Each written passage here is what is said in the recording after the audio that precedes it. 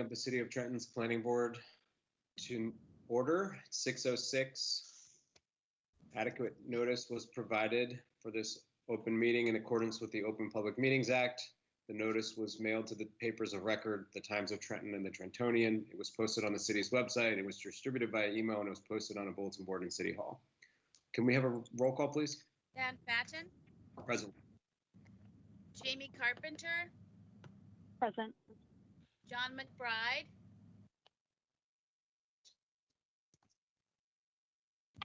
Jeff Halpern.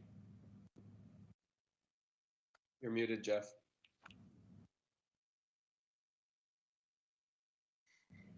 Still muted. Oh, oh, Yes. yes, there you go. Marcus Green. Patricia Nima Mohammed.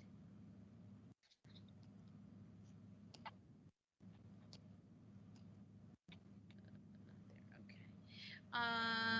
Charles Romanow. Present. Randy Baum.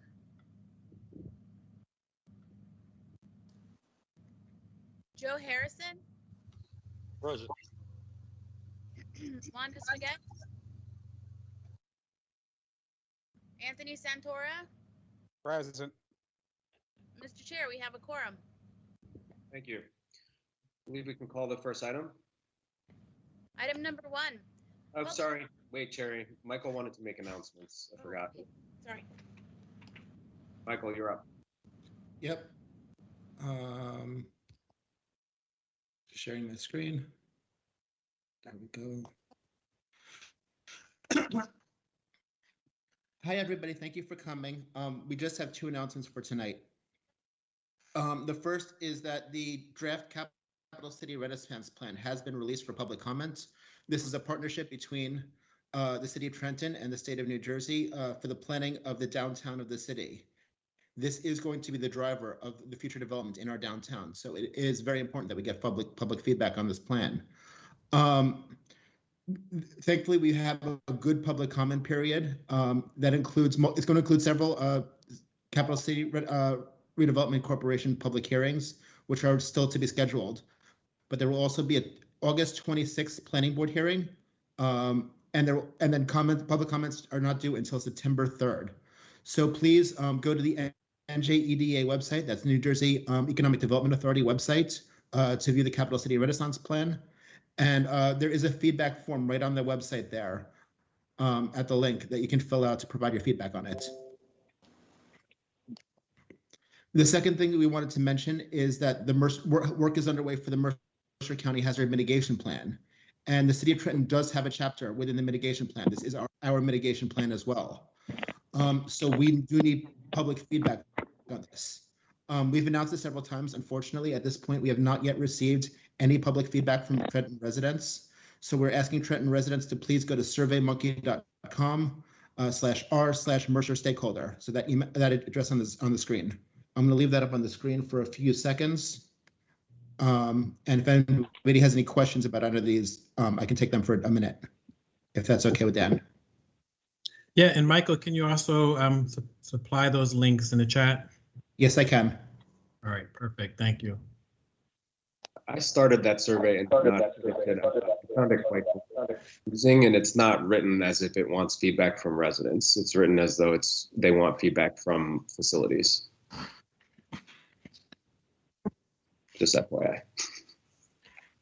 Yeah, this came from the county, so we're just doing what the county is asking of us. I'm just mentioning it because you said that there's no survey responses, and I honestly think that if people went to that, it would not be necessarily intuitive. I understand. I see Patricia Nima Mohammed has joined. Thank you, Pat. Thanks, Jeffrey, for putting those links in the chat. And then let's call our first item, please.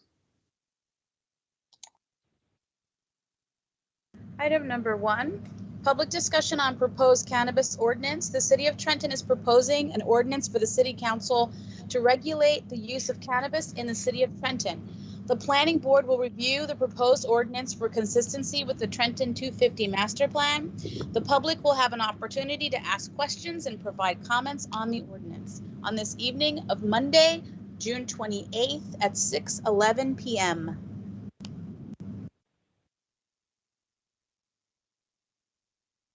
Thank you, Cherry. And I believe Law Director Bridges is going to present. Is that correct?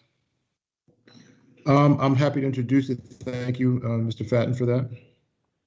Please. Thank you, Body, and thank you, Councilman Harrison, for allowing me to be here today.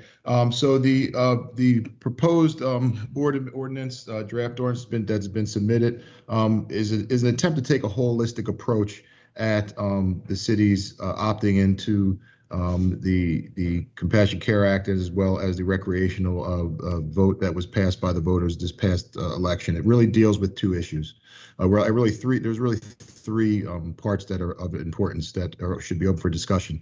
Number one is the actual application process and the vetting process that the city suggests undertaking with respect to the various candidates at all the classes of cannabis licensing that will be issued by the state. And the second will be a revision to the city's tax ordinance and tax code with respect to how these operations are going to be taxed, how they're going to be charged, and really incorporating that to the fullest extent for the city of Trenton to really be able to take advantage of not only the financial aspects of benefits of this, but also the potential upside with redevelopment that's really spawns throughout the entire city. And then a committee, the committee that will be put in place to vet and look at these operations and score these operations appropriately, and then regulations for how they're going to operate, where they're going to be, what are they going to look like, really a more tangible look at these operations.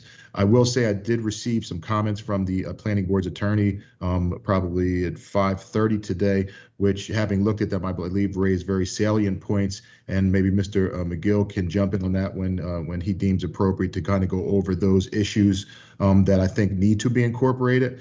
But right now, again, this was really a complete overhaul of the ordinance that was on the books in an effort to really put Trenton's best foot forward in supporting this, to let the state and the companies know they're looking at Trenton, that we're looking at this very seriously, very exhaustively, and again, very holistically, so that there's really good parameters with respect to application, funding, and operations of these. So with that, I present this ordinance for this meeting for comment, as well as comment from the board and comment from the board's attorney.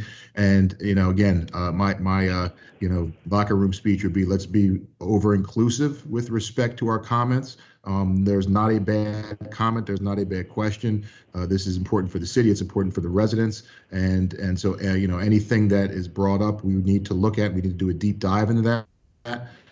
With the benefit of this body's expertise, Mr. Gill's understanding of it, myself, and I think this is really an opportunity for Trenton to put its best foot forward in this regard. Thank you, Director. So in terms of process, what I'd like to recommend is that, yes, we want folks to comment on any portion of this. I would recommend that we start with Mr. McGill, the Planning Board's attorney's feedback. Then we allow board members to ask some questions, make comments, and particularly in light of the hearing that we had a few weeks ago, the public comment meeting. And then we'll open it up for anyone else that would like to speak or ask a question. So if that's okay, George, I'd like to turn it over to you for your legal feedback on the draft ordinance. Sure. And I'll try to just keep it, can you hear me, by the way? No? You can, thanks. I can, yes. Yeah, the first thing that I wanted to bring up is that the statute required that the city and all municipalities act by August 21, or everything's going to, all the licenses would be permitted in all zones. So I know this is a stab at doing that, but this ordinance itself doesn't actually amend Section 315, which is our development ordinance. So I think it has to be more clear in that regard, and actually reference the land use ordinances and amend the permitted uses within the land use ordinance. I know that there's a reference to the land use ordinance. It says that this ordinance would take precedent over the land use ordinance. But if it's not in the land use ordinance, at the very best, or very least, you'd be subject to a questioning of that. And the point of this is to control it, not to open the floodgates. So I think we need to look at that. That was the first thing that jumped out at me. And because this is a taxing ordinance, it struck me that the taxing aspects of this ordinance, the money that's to be raised is not earmarked for any of the purposes that were discussed when we opened this matter up to the public. So I just wanted to bring that to the board's attention. That might be something that we want to take a look at. There were very specific comments as to how this money could be used and should be used.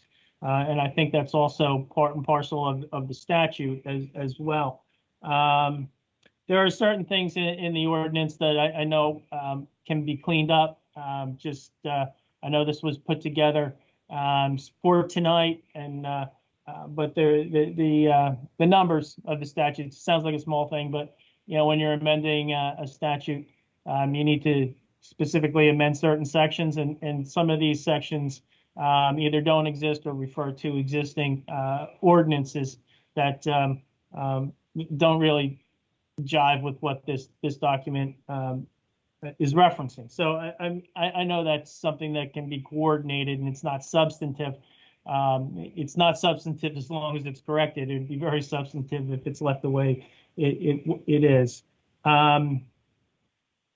So I have gone through the ordinance. There are 3 separate penalty phases, or clauses rather. That's kind of confusing. That needs to be taken a look at. And Mr. Chairman, I've gone through the ordinance. I don't want to bore everybody. I can throw it back, but I have other comments that I'll make as we go.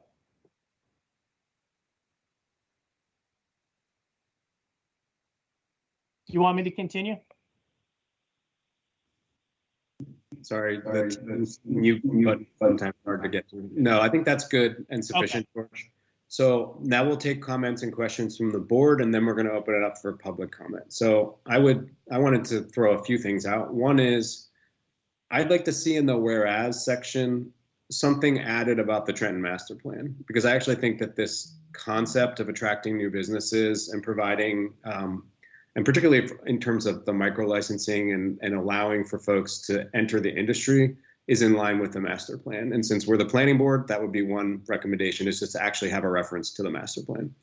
The second item is that I think we might want to say in the whereas section something about the 2 public hearings that we've had now. So we had the meeting, and I forget the actual date, but I'm sure George or someone from the staff can correct me, about 6 weeks ago.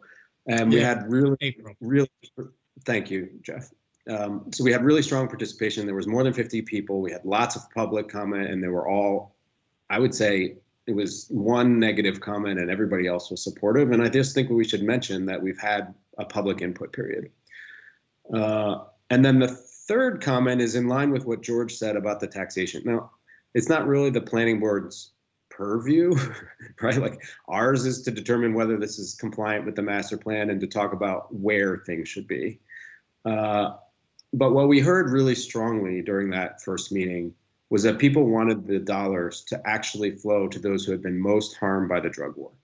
And so I think if there is a taxation element, one of the recommendations to either the law department or as this gets passed on to council is that those who are in charge of the taxation think about where the dollars are actually going to go, and that it's not just general operating funds for the city, that it needs to be earmarked to actually benefit those who've been harmed by decades of failed drug policy. And that's really reflective of what we heard a few weeks ago. Do other board members have comments or questions?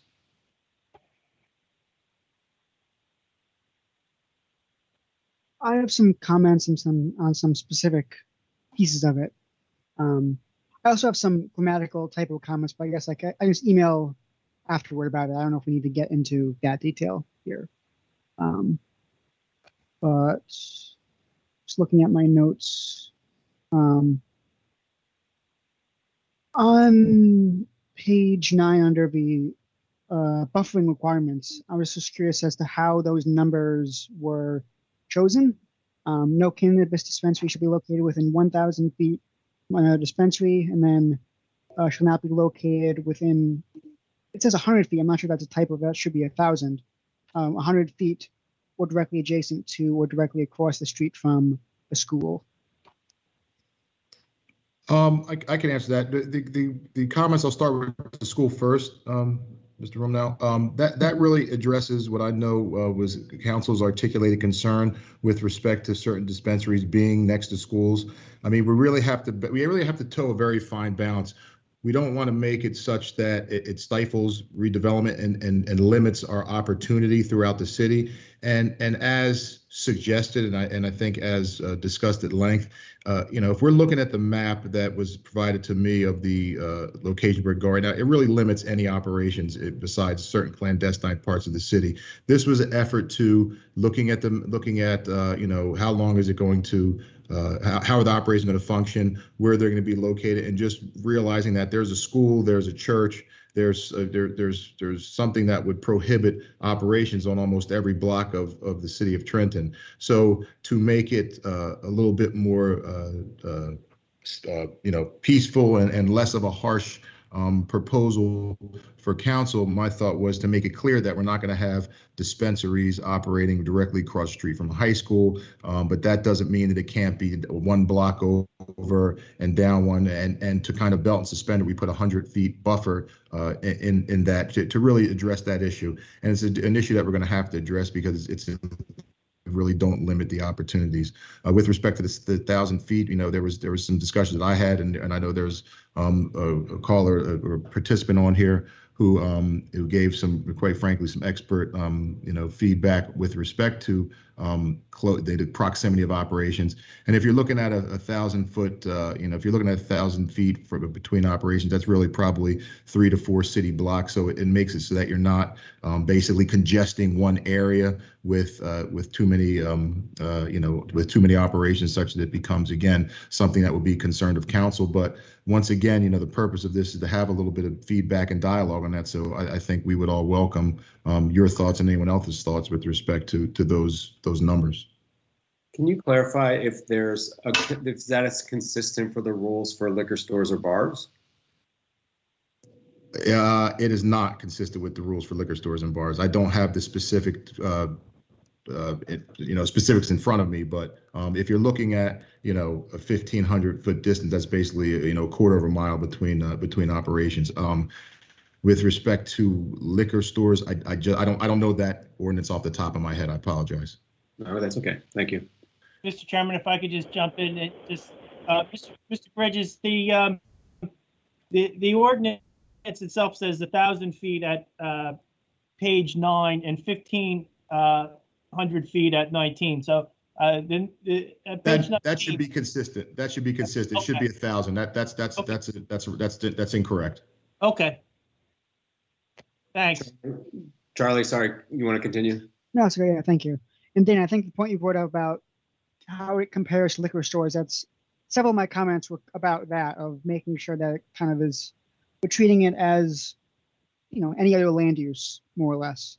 Look, you're preaching to choir when it comes to that with me, but again, what we're also dealing with certain folks who are still skittish about this, who still don't fully understand it, who are still somewhat, we need to still educate them on this. So that was really my and our suggested approach as a little bit of a buffer and a little bit of a easing in terms of educating the public as to how these operations are going to go, how they're going to operate, how the signage is going to be, because there are going to be certain folks that, notwithstanding how much education we give to them, notwithstanding how much the community cries out their support for this, we're always going to have folks that are still just very concerned about these operations coming to town. Yeah. All right. Thank you. Another comment on page 10 about the City Cannabis Advisory Committee. Says that they'll be appointed by the city governing body. Is that the city council or planning board? What exactly is the city governing body in this instance? It would be essentially members from the city council. It would be members from the mayor or his administration or their designee. I think it's important to have folks from the local law enforcement, Trenton Police there, and it's basically a committee of folks that will meet with these entities, vet these entities, look at the applications and look at the operations going forward. So I believe it's listed in there who those folks are. There's a few. I wasn't sure if there's going to be more or if that was it. I think there's 7 or 8 of them. Yeah, I mean, I think that's something that is very apropos for public comment and something that by no means was that a finalized list. I think it's a good start, and I think it's kind of the necessary, indispensable folks that need to be there. But again, to the extent that there's some thoughts as to adding, subtracting, proliferating that committee, I think we should obviously could take those comments into serious consideration. Yeah. Okay. Thank you. Page 14 about signage. It says external signage, including window signage, must be limited to text identifying business and the logo for the business, provided that the said logo does not include a cannabis plant leaf and or outward glorification of cannabis consumption. My initial reaction was just, that seems very strict. I don't know if there's other, like liquor stores, if there's a similar rule that you can't have it at the window. It just seems, and there was a similar one later on about, it's not showing cannabis like near the window. It has to be, if you're walking on public right away, you're not supposed to be able to see it. It just seems like those things would stigmatize these locations, whereas we're kind of, I think, trying to do the opposite. Although I understand there needs to be some regulation for that.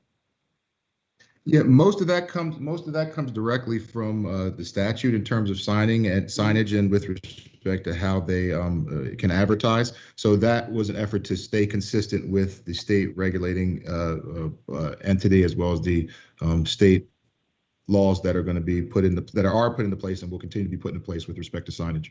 That isn't something that we came up with. Okay. And then my last question, just on page 15 about security and surveillance. Cannabis establishments shall be monitored at all times by closed-circuit television, 24 hours per day. And then the next paragraph, operators must provide the Trenton City Police Department with access to this real-time camera footage in case of an emergency. So 2 parts to that question, I guess. That second part about must provide access, that's only in the case of emergency, correct? It's not at all times that they would have access to that. Correct. That's yes. They have to have access in case of an emergency. If there's a fire, if there's a theft, if there's a problem there. Does that mean that access? They can just go in and access the premises as they deem appropriate. That's not what's being said there. It's for safety purposes, and again, this is all pursuant to the statutes, to laws that are already on the books. And so, the same with the 24-hour-a-day camera closed circuit. Is that part of the state statute? Correct. Okay. Mr. Bridges, I did note that on page 20, there's also a signage clause that seems to limit signage even more strictly.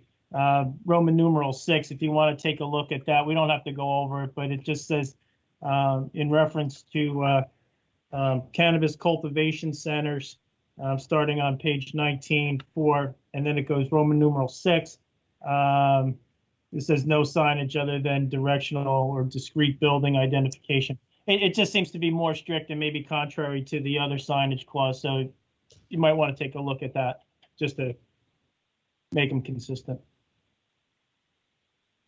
I'll take a look at that. Thank you. Sure. I would just piggyback and echo that I think that it's really restrictive to not allow the leaf, and it's like the universal sign, and I don't really, unless that's in the state law, I don't know why you would want to do that, because don't we want to allow people to understand where they're actually going into and just, I mean, sure, it should not be visible from the street. That part seems to get in line with the law. That part is very clear state law, Mr. Patton. That's very clear. The leaf on the sign. Yeah. Well, maybe the makers can revisit that because it doesn't make much sense, and especially is not true in other states that have legalized. Other board members wish to ask questions or make a comment? Yes, this is Wanda, Wanda Sliggett. Just had a question for clarification. Someone mentioned that the laws in comparison to the alcohol laws are not consistent. So would you say that these are more restrictive or less restrictive than the alcohol laws? More. Okay, thank you. And another question, the 1,000 feet from the school, is that consistent with what's considered a school zone? It was for the school part. It is actually 100 feet and not directly adjacent. So it's not 1,000 feet for schools. It's 100 feet and not directly adjacent to it, or directly across the street from it, adjacant to it.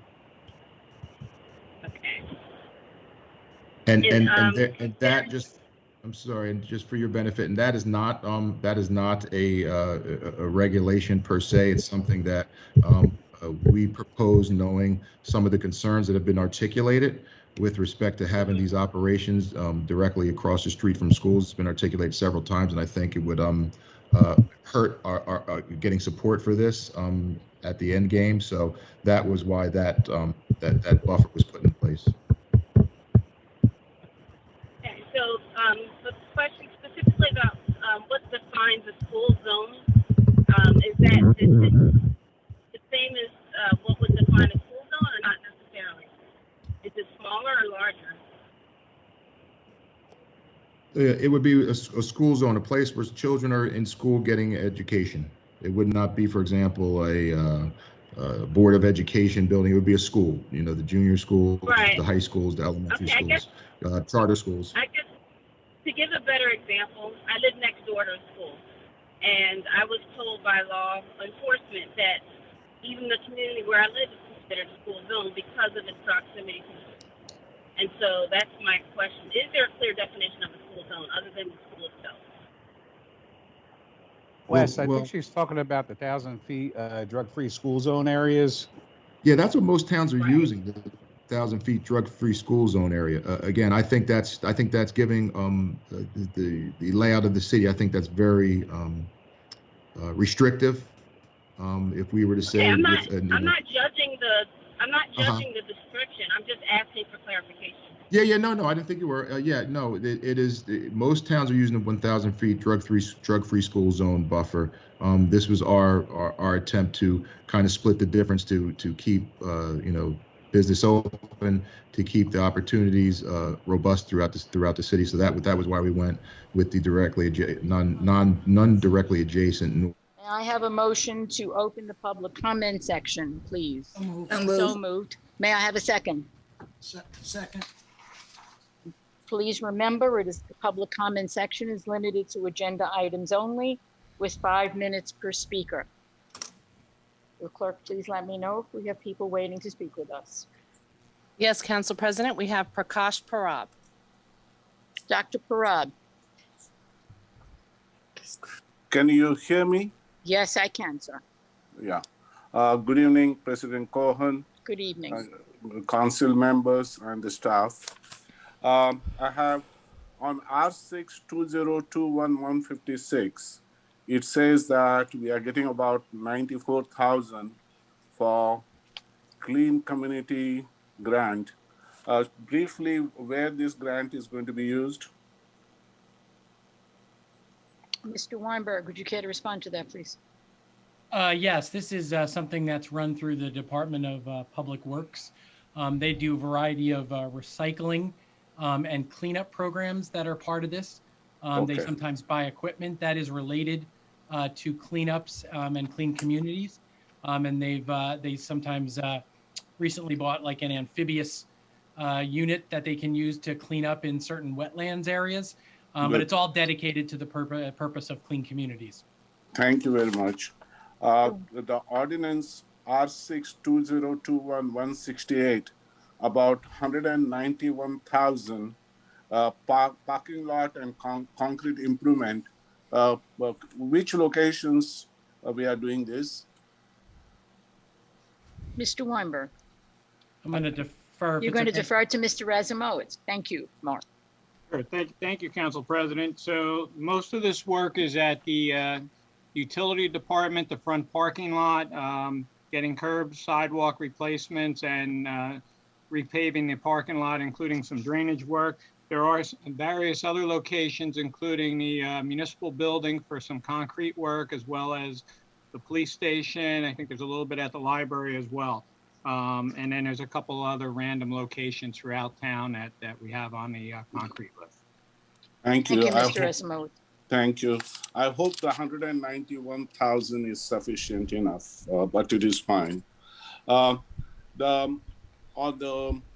Today's discussion on 062021-015, cannabis prohibition of all class of business. Can someone give a background of this bill? How much tax? If we go, I'm in support of the ordinance which is presented, but for the general public to know what this bill asks for, how much tax the township can charge, and whether the money goes to township or it goes to Trenton, and what made our council decision, which I'm supportive to not to have this.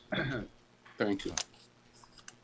Mr. Weinberg, do you want to address the dollar figure? The amount what we were asked? I'm probably the one. Oh, Mr. Rayno, thank you. I never mean to neglect you. There's no estimate or good way to estimate what the tax dollars would or would not have been, assuming that you allowed a cannabis license and what license it would have been. The state tax ranges from 1% to 2%, depending on whether or not it's retail or not retail. The state of New Jersey does not collect an excise tax; they just collect sales tax. So township tax, I'm asking, will be a township tax or a state tax? You said the township tax was 1% to 2%, depending on what transaction it is. Okay, thank you very much. I have no questions. Yeah. Thank you, Dr. Parag. Is there anyone else waiting to speak with us? Levy. This meeting is Mr. being Levy, recorded. please. Oh, I'm sorry, Council President. Lefty Grimes. Oh, there we go. Okay, can you hear me? Okay, Lefty Grimes. Hello. Your name and address for our record, please. My name is Edward Lefty Grimes. I'm with sativacross.org. We're a 501c3 here in New Jersey. We advocate for disabled rights and for cannabis patients' rights. I have a question about your ordinance for 2021, resolution 2021-160. Does that mean you're going back to public meetings only without any hybrid or any way for public to take part remotely? We will be. Mr. Weinberg, would you like to address the streaming, please? Sure. Sure. We are planning to move forward for our next meeting, which is August 2nd, where people could stream online. But yes, we would handle questions at the council meeting itself. But you would be able to certainly watch it online. Well, this is what's important, that you allow disabled people to take part, because this is a disability access issue. For 14 months, you guys gave what disabled people have been looking for years. Disabled people have been asking for online schooling, online council meetings, online work, online church. And for 14 months, disabled people got those things because healthy people wanted them. And now all the towns are taking it away, and all the people in wheelchairs and on their deathbeds and all the homebound sick people that are dying, they can't take part anymore. And that's a shame, because for 14 months, they were able to take part. And a lot of these towns are like, oh, we can't do that anymore. We just don't do it anymore. Well, yeah, you can. We know you can. We saw it for 14 months. We're disabled. We're not stupid. We saw you do it for 14 months for healthy people. Now disabled people are asking you, will you give us the same access you gave healthy people for 14 months? We need that. My friend Jeff took part from his deathbed. He could not do that here in this situation. But he was able to take part from his deathbed. People in wheelchairs, people who are homebound, were able to take part. And I think it's important that you allow the sick and the dying to take part in the same way you allow someone with a a hearing disability or a visual disability, you give 24 hours notice and you can accommodate those disabilities. Well, with 24 hours notice, you should be able to handle the physical disability of someone who's homebound, sick and dying, who can't make it to your meeting. I think this is important. This is a human rights issue, it's a civil rights issue, and it's important that if we're Christians, we have to put the last first. That's what we're here for. Can't we do that? Can't we put the last first and give God a little bit of glory and a little bit of love, and give the sick people some love? Please. That's all I'm going to ask for, and I'll end with this. They went with songs to the battle. They were young, straight of limb, true of eye, steady and aglow. They were staunch to the end against odds uncounted. They fell with their faces to the foe. They shall grow not old, as we that are left grow old. Age shall not weary them, nor the years condemn. At the going down of the sun and in the morning, we will remember them. Thank you, Council. Thank you for your comments, sir. They are appreciated. Yes, Council President, I have Phil This Levy. meeting is being Mr. recorded. Levy, your name and address for the record, please. Mr. Levy, would you unmute, please? Sorry, my picture is not there. Hold on. Oh, okay. There we go. Okay. Mr. Levy, your name, your Yes. address. Ooh, Leo's talking. Never mind. 92 Kings I wanna hear Road. Leo. Yeah, of course, in the township. I have a question about the ordinance, excuse me, that I believe the doctor was speaking about. And I could tell you that there is no other Trentonian other than in the industry, other than Ed Fortune and myself, than Reed Gassiara, who keeps coming at me from all different angles within the industry. And I feel like the city of Trenton could use this to help attract even more business and industry, because our mayor happens to be a historical figure within the cannabis industry as a whole and hemp industry. Thank you very much. Thank you, Mr. Bridgewater. You know, Director Bridges, I think we really heard in the last public meeting in May about this idea of creating an educational institution and leveraging potentially the hospital or some other facility. And I know we put that in the letter to council and to the mayor that we sent after that hearing. I'm just curious if the law department did have any discussion or if there was any thought about including that in the ordinance. There was thought and some serious thought about including that in the ordinance, to be very honest with you. The issue being the timing that we have right now and really logistically putting that together. Look, we have a great opportunity with the higher education institutions that are operating within the city of Trenton. We have Mercer County, we have Thomas Edison, Kane University just put a satellite university here, and Kane has really become known as one of the at the forefront of research.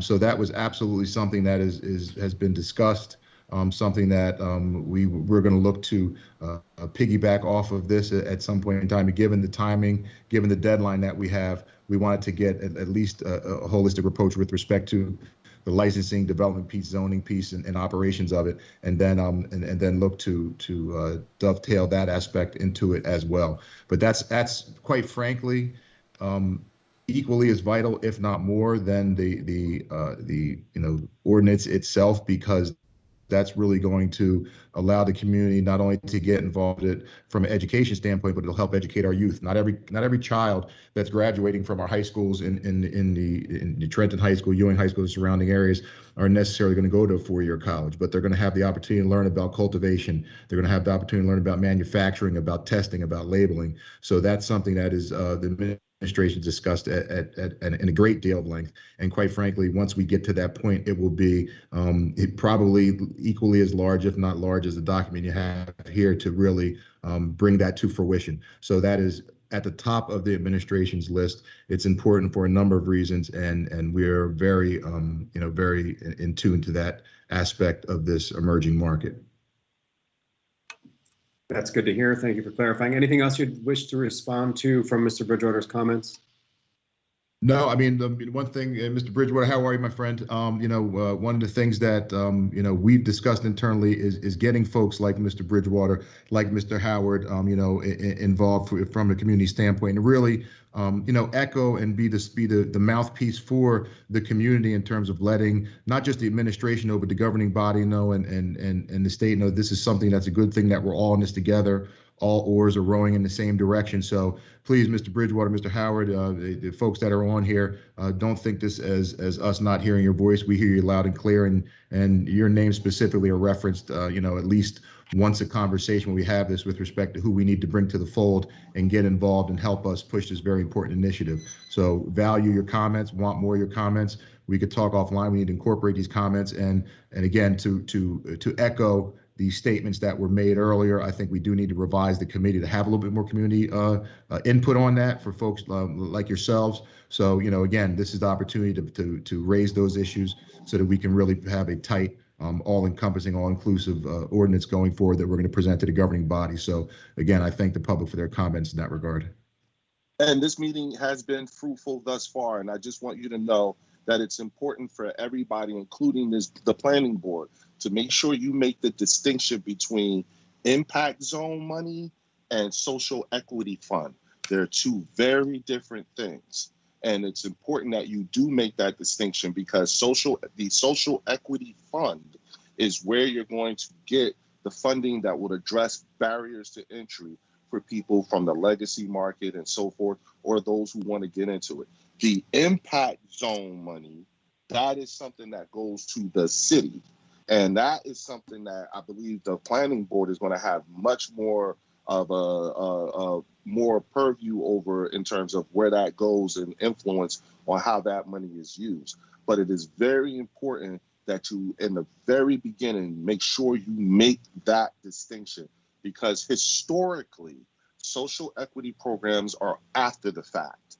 Whereas unlike any other time in history, as far as cannabis goes, our social equity program will, number one, be run from the state level, which is different than what you would see in California or any place else, because those social equity programs are run by municipalities, and that's how they get screwed up. The second thing you must take into account is that there is a 30% carve out for social equity applicants. Now, the reason why that's important is because that 30% in the state of New Jersey is the floor, not the ceiling. Think of it in terms of with California, when they started issuing out licenses, God knows how many licenses were actually issued before a social equity influence was in that. Whereas here, we only got 12. There are only 12 licenses. So from license number 13 to whatever the end game will be, there's going to be a social equity influence in the decision making from the state level, the city, the municipality level. We need to be on the same, we need to be somewhat in lockstep. I have systemic lupus. That's an immune illness. I've been treating it with cannabis. I haven't been taking any pharmaceuticals, but still any immune illness you're more vulnerable. Absolutely. It says that you'll give accessibility, and we don't even want anything to be done for us. We just, please don't take this away from the people that have been able to participate and take part and have a voice and be present in their community. People do care. They might not be able to get out, but they have opinions, and they need to be heard. They are your community. Maybe they're a disabled veteran. I hope and pray that you would want to hear from them. As far as banning cannabis, more than half of the constituents voted that they wanted adult use. It's a legal substance, and I agree with, I might be pronouncing it wrong, Mr. Levy. Why would you want that revenue leaving your town? We're not talking about anything dangerous that people are overdosing on or that you're going to be using Narcan on. I frequently visit. I don't drive myself, so that's why I appreciate a dispensary being close. A lot of people with disabilities have transportation issues. But sometimes we road trip and visit a dispensary and a local eatery and maybe a couple of main street shops. Like, we're not causing any problems, and I would hope that, you would end the stigma, like, especially against medical patients. Please be careful in any language that we're not stigmatizing people that are relying on this for life-saving medication. Thank you for your time. Thank you for your comments. Council President, I have Marina. Marina, would you please? There you are. Would you please unmute and give us your name and address for the record? Yes, hi, can you see me? Can you hear me? Yes, I can see and hear you, Marina. Your name and address, Awesome. please? 3 Burrell Square, Parlin, New Jersey. Your last name, Marina? Oh, I'm sorry, Redmond, okay. R-E-B-M-A-N-N. I get really nervous. Don't get I want to nervous, talk just to you take about a deep breath and talk. Okay, well, I have anxiety. I want to discuss medical cannabis and how much it's helped me along my journey. Between the ages of 1 and 4.5, I had a bunch of surgeries on my leg because I was born with a birth defect. I was in a big New York City hospital. The nurses treated me wonderfully. But back then, you had to, your mother or parent had to leave you there. So I'm like 1, 2, 3, 4 years old, and I'm seeing my mother walk away from me, which was really scary, which was heartbreaking. It was probably really terrifying for my mother too. And this is where my PTSD started with people in the medical profession. And then also being wheeled into the operating rooms. Your parent, like now these days, I'm so grateful that parents or a guardian can take them in there. You can even take your stuffed animal. No, they ripped it away from me and said, no, you can't have this now. And yes, things are different. Now they desanitize it or whatever they do to it to make sure you can have it. And then unfortunately in 2017, I was diagnosed with cancer. Within 3 weeks, I lost 50 pounds. None of the medications they gave me helped me. I was vomiting. I couldn't walk. I couldn't live. And it also took me over a month for me to get my medical marijuana card. As soon as I got that card, as soon as I was able, I was to go to a dispensary. I was smoking it, and it felt wonderful. I started to gain some weight. I started to feel better. I had my doctors tell me before my chemo treatments, go ahead, smoke in the parking lot. And the chemo makes you horrible. Like you can't walk, you can't do anything. And they would even tell me, if you can get to the parking lot, you can smoke in the parking lot. This is a medicine. This gives people life. This is wonderful. There's 64 psychiatric doctors that prescribe medical cannabis to all sorts of people, and including veterans who have PTSD, who are unfortunately taking their lives, which is heartbreaking, which is sad. You have pediatric doctors that prescribe this medication. Pediatric doctors who believe in this, so children don't suffer. There was a child who had a 25-hour seizure because she could not get her medicine. And then people say, well, you can get it from another town. No, you can't. Not if you're in disability, not if you're going through cancer treatments, not if you're going through anything else, because it costs money. Delivery, there is no home delivery. And that's also another added charge to the sick and the dying and to the disabled. You have Uber and Lyft.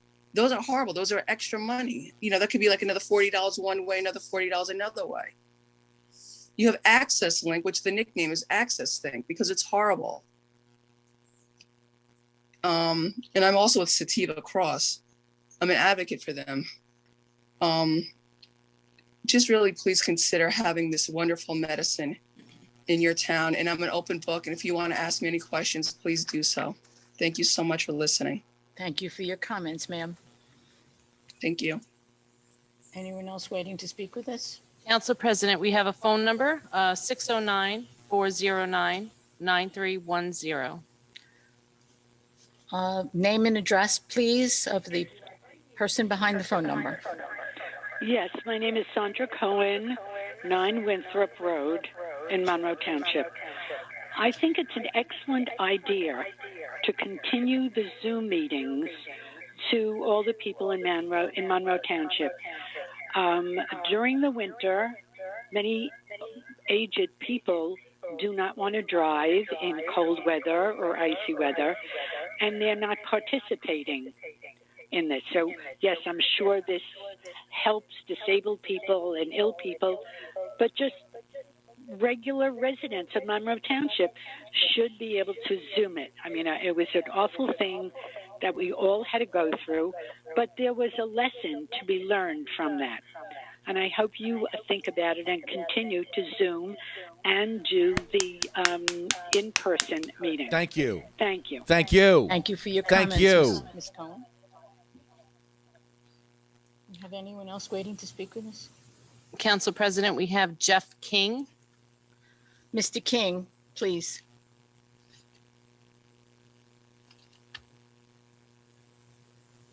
Mr. King, unmute, sir, and your name and address for the record. Thank you. Hello. Hi, it's nice to be with you all. My name is Jeffrey King. I'm at 24 Elizabeth Parkway in Eatontown. I really do appreciate you allowing me to visit with you and attend this meeting and speak and be heard and seen. That's great. And I do believe that the hybrid model of meeting going forward is fair and helpful for everyone in a community to participate. But I joined you this evening just to speak as also advocating for cannabis enlightenment, perhaps. The endocannabinoid system is within all of us, and we need to nurture it with this healthy alternative to some of the terrible pharmaceutical addictive substances that are in our communities already. Let alone trying to compare it to alcohol is that's, as an alternative, it's a much safer and healthier alternative. I'll say that, and I would hope anyone of my loved ones would choose cannabis over alcohol. But Monroe's a great place. It's not like you're overrun with that stuff as it is. So I understand you want to try to do the best for the community. I respect that. So we're trying to urge you just to consider that, for example, AARP had a whole issue on their endorsement of medical cannabis. In a higher position, take notice and do the right thing. So, just bear in mind people that have suffered, whether it's through a racist arrest or not getting their medicine. It's hurtful to continue that kind of prohibition when we know better now. So I beg of you to be merciful and kind and compassionate and just consider ways that we can help people with this. Not even to mention the economics professor. I completely agree with his case. As a conservative or a libertarian, you would want local control of a company that would have employees and fix a blighted area. These dispensaries now you can see in New Jersey. If in Neptune, that was an empty restaurant. And now it's a beautiful, successful, clean property. Eatontown was a blighted spot too, and that's clean now too. So that's not far from you. You can take a ride over if you want and see that. I invite you. I'm from Eatontown, and ours is going okay. Patients were served during the pandemic, and I'm proud of that. And I think everyone on the mayor and council they were worried about traffic, and that wasn't even an issue because we have appointments. So, take a look at what you're thinking about firsthand. I urge you to do that and just, work towards the greater good. Thank you very much for allowing me to speak. Thank you for your comments, Mr. King. Council President, we have Michelle Arminio.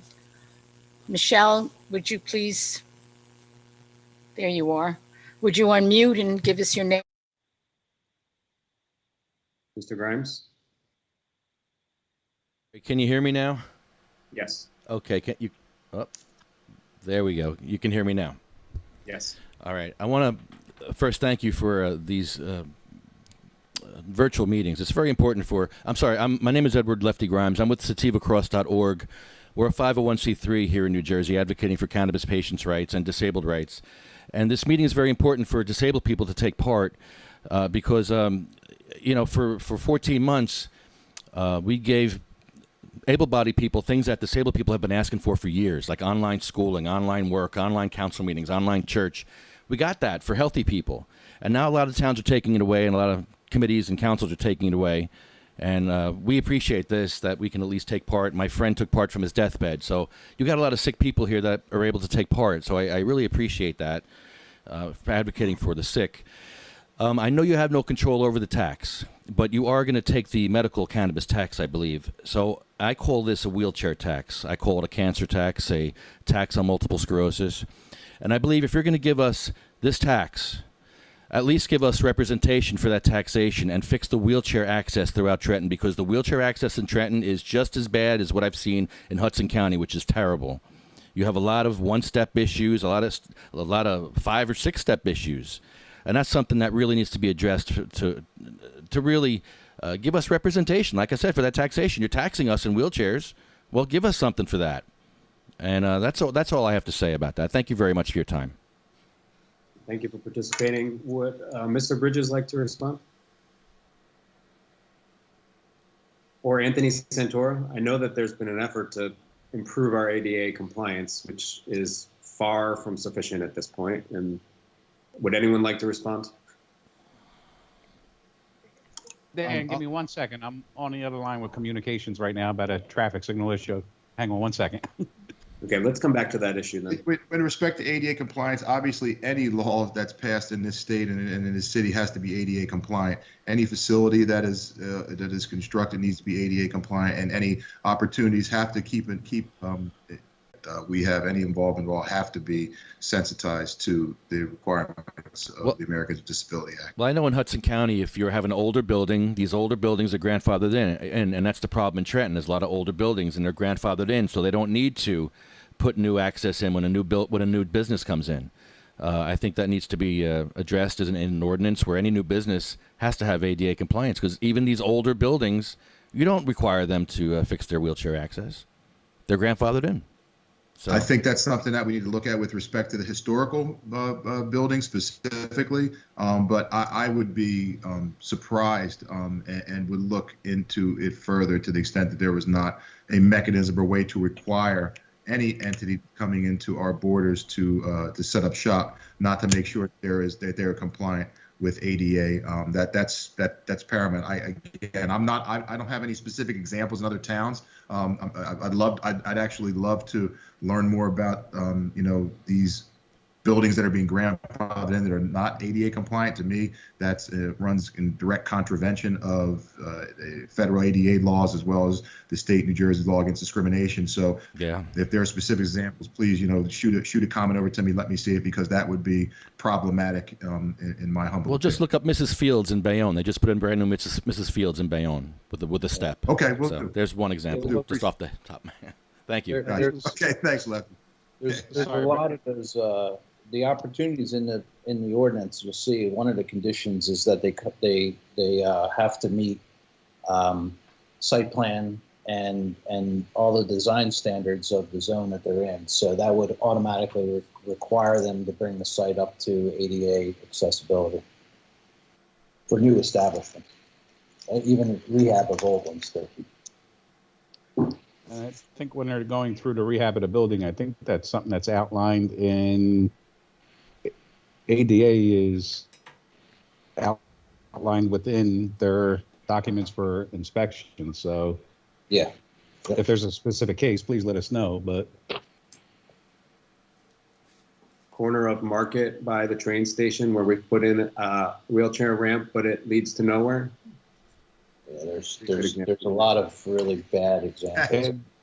Dan, I have a $750,000 contract going through City Council right now to upgrade what is old to bring it to current standards. So that's a constantly rotating thing that we do through our department. So we'll take care of that one when City Council approves and he starts his work. Great. Next on the list to speak is Ron Zielinski. Good evening, everyone. As the finance director for the city of Trenton, I would think that a portion of these fees that we're going to collect would need to go to offset the regulatory costs that we're going to have to incur to enforce the rules and standards that are provided. Just a comment. Mr. Bridges, did the law department or anyone else in the city hall consider the need to offset regulatory costs? To be very candid, no, we did not. Well, let me rephrase that. No, I did not. We can obviously try to forecast that, but to be very frank and respectful of everybody here, I did not look at that. But I'm sure that there will likely have to be some type of component with respect to. I just have not done the evaluation of that. Okay, I think we'll come back to that at the end when we make recommendations, since we're not a taxation board, but we might recommend to city council what they might consider. Yeah, I mean, this is something Dan, that if I may, obviously once we get past this specific aspect of it, it will have to go before the financial body, the taxing body, because we are touching on the tax code as well. So this is but the first step in the process. By no means are we saying this is going to be adopted as is in its entirety. We're going to have to get feedback from this body, from this public. We're going to have to get feedback from council, from Mr. Zielinski and his department.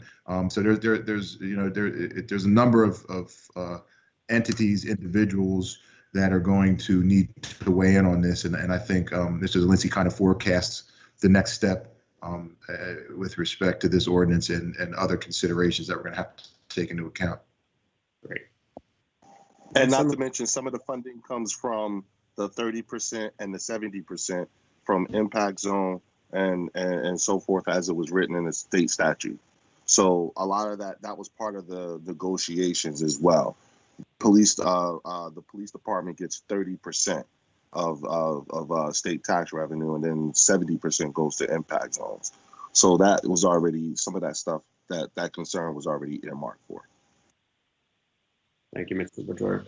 So I see two more hands on the list to speak. If we're going to take those two comments, and then if you have not spoken and you still wish to make a comment, please raise your hand now. Next on the list is Faye, and then we're going to go to Nate Melee. Faye, you're on. Stage is yours. Thank you so much. Good evening, everybody. My name is Faye Coleman, and I'm the co-founder and CEO of Pure Genesis. I currently serve on the boards of the National Hemp Association, actually with Leo, and the African American Chamber of Commerce of New Jersey, as well as the New Jersey Cannabis Business Association. We are a minority women business enterprise with over 250 years of business and industry experience. Our mission is simple: to educate, access, and provide advocacy. And our goal is to acquire a Class 5 dispensary license as an opportunity. Our focus, though, is to be a community-first business partner. And in doing that, offering 30% of our jobs for those being released due to small possession, providing transferable and leadership skills training, offering more than living wage and 1% profit sharing in the communities where we reside. We currently cultivate hemp in 3 states, including New Jersey, and we do education and business consulting. I do have my question, maybe a state-related question, but I believe the impact is at the local level. This hasn't been the first time that we are looking to acquire a license, but certainly my question is around many of the businesses who have received their licenses based on their community engagement and diversity plans.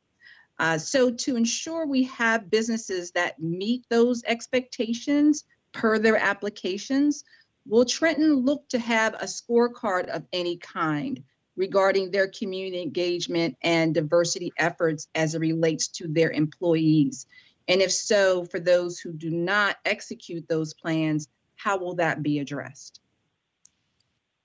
There absolutely will be a scorecard or something in place of the sort. We obviously have not reduced that to a concrete document yet, but as you'll see embedded in the body of the ordinance, there is a strong push for diversity and inclusion. So in terms of how that will be determined, I would envision that it would be determined like any other MBE entity, where you would look for entities that are 51% or more minority owned, which includes different ethnicities as well as women-owned businesses. But that would be something that the working committee, with the community's input and the community's suggestion, would put in place to make sure that there's transparency and fairness across the board with respect to this. However, at the end of the day, as we all know, this is ultimately going to be something that licenses that are coming down from the state. So while we will do our best to vet that at the introductory stage, to get an idea as to who we're talking to and what their plans are, and be able to vet them with respect to supporting these entities. Ultimately, these licenses are going to be coming from the state of New Jersey. So I think we really also need to keep an eye on that process, because quite frankly, I had some personal concern with respect to how those licenses are being issued, and in my opinion, the real lack of real diversity at that level. So I share in your concerns with that regards, but that's something that we're going to have to formulate once we have the working committee in plan and really look to have a list of questions and a score sheet as to who this municipality is going to support making these applications. Fantastic. Thank you so much. I appreciate your comment. The next on the list is Nate Melee. Hi, yes, this is Nate Bailey. Thank you for taking my comment. Actually,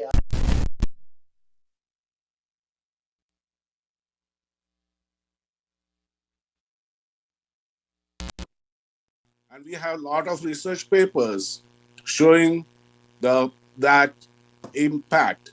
I'm not against medicinal marijuana. Again, I repeat it. I'm not against decriminalization, but I'm against recreation.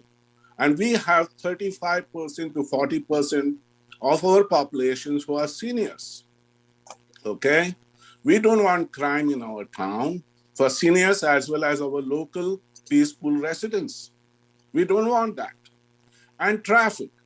Traffic, not only having alcohol, marijuana in combination leads to accidents. And, you know, that is, then everyone's insurance goes up. Deaths in the town, we don't want to see that, okay? And already we have problem with vaping, opiates, alcohol, and add this another one. We want to keep our Monroe Township clean. If Cranberry wants to grow, that's their problem. Here, we are going to get 2% or 1% tax. So in order to get $1 million, we have to sell 100 million. Come on, guys, jobs.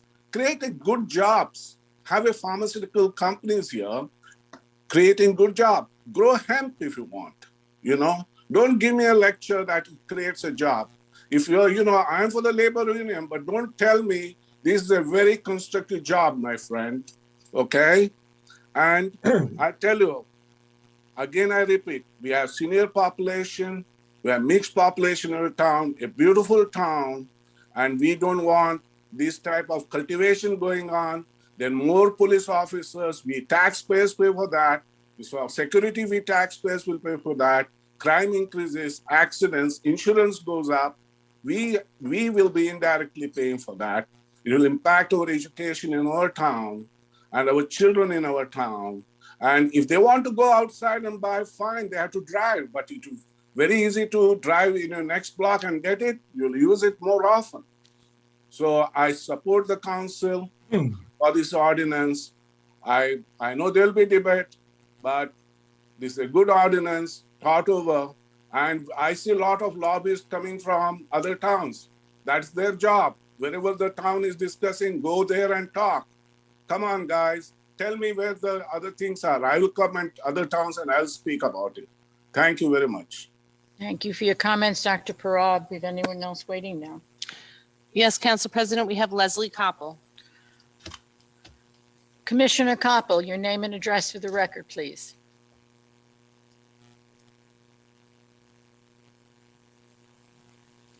Commissioner. So I'm not calling as a commissioner at this moment. I'm calling as a private person who's welcome as a private citizen. As a private citizen who's lived in Monroe my entire life. Just the address for the record. Your address, please. Leslie Koppel, Koppel, 10 Andrew Drive, Monroe Township, New Jersey. And I support that I think the council at this point should be a little more open-minded, and I would support allowing all legalization of marijuana in the township. I believe that this is moving forward in Monroe. I believe it's opening up opportunities for economic development. I believe it's opening up opportunities for health reasons for a lot of our township residents who may face medical problems and need this. There's a lot of people here who could really benefit from more legalization and more of an open policy and an open mind in the township. I do think that if it was if you permitted permits to come in, that you could judiciously accept or reject them at the time. And the states that have done it, that I've seen, particularly in Massachusetts or in other areas, the locations and the sales of those locations are always upkeep. It's very professional. They're always in nice neighborhoods. And some of the ideas that you're going to be attracting some negative element, I've never seen that in any other state. And I think that the town is being a little short-sighted in not moving forward and opening up our borders. I think that places that do this now and neighborhood towns are taking advantage of an opportunity that Monroe is not. Thank you. I appreciate it. Thank you for your comments. Anyone else waiting to speak with us, please? Council President, we have Lefty Grimes. Grimes, This meeting is being recorded. please unmute yourself, sir. And again, your name and address for the record. Good evening, Council. My name is Edward Lefty Grimes. I'm with sativacross.org. We're a 501c3 here in New Jersey advocating for the sick, disabled, and for cannabis patients. We are not a lobbyist group. We are people that look out for the sick and the dying. Sativa Cross is, we've got God-fearing people in our organization, and we believe in putting the last first. We believe in helping the sick and dying. We believe in medical cannabis. We believe that's God's medicine.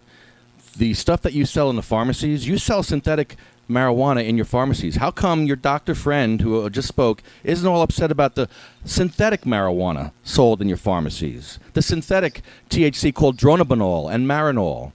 100% THC. That's not a problem for him, but God's medicine is.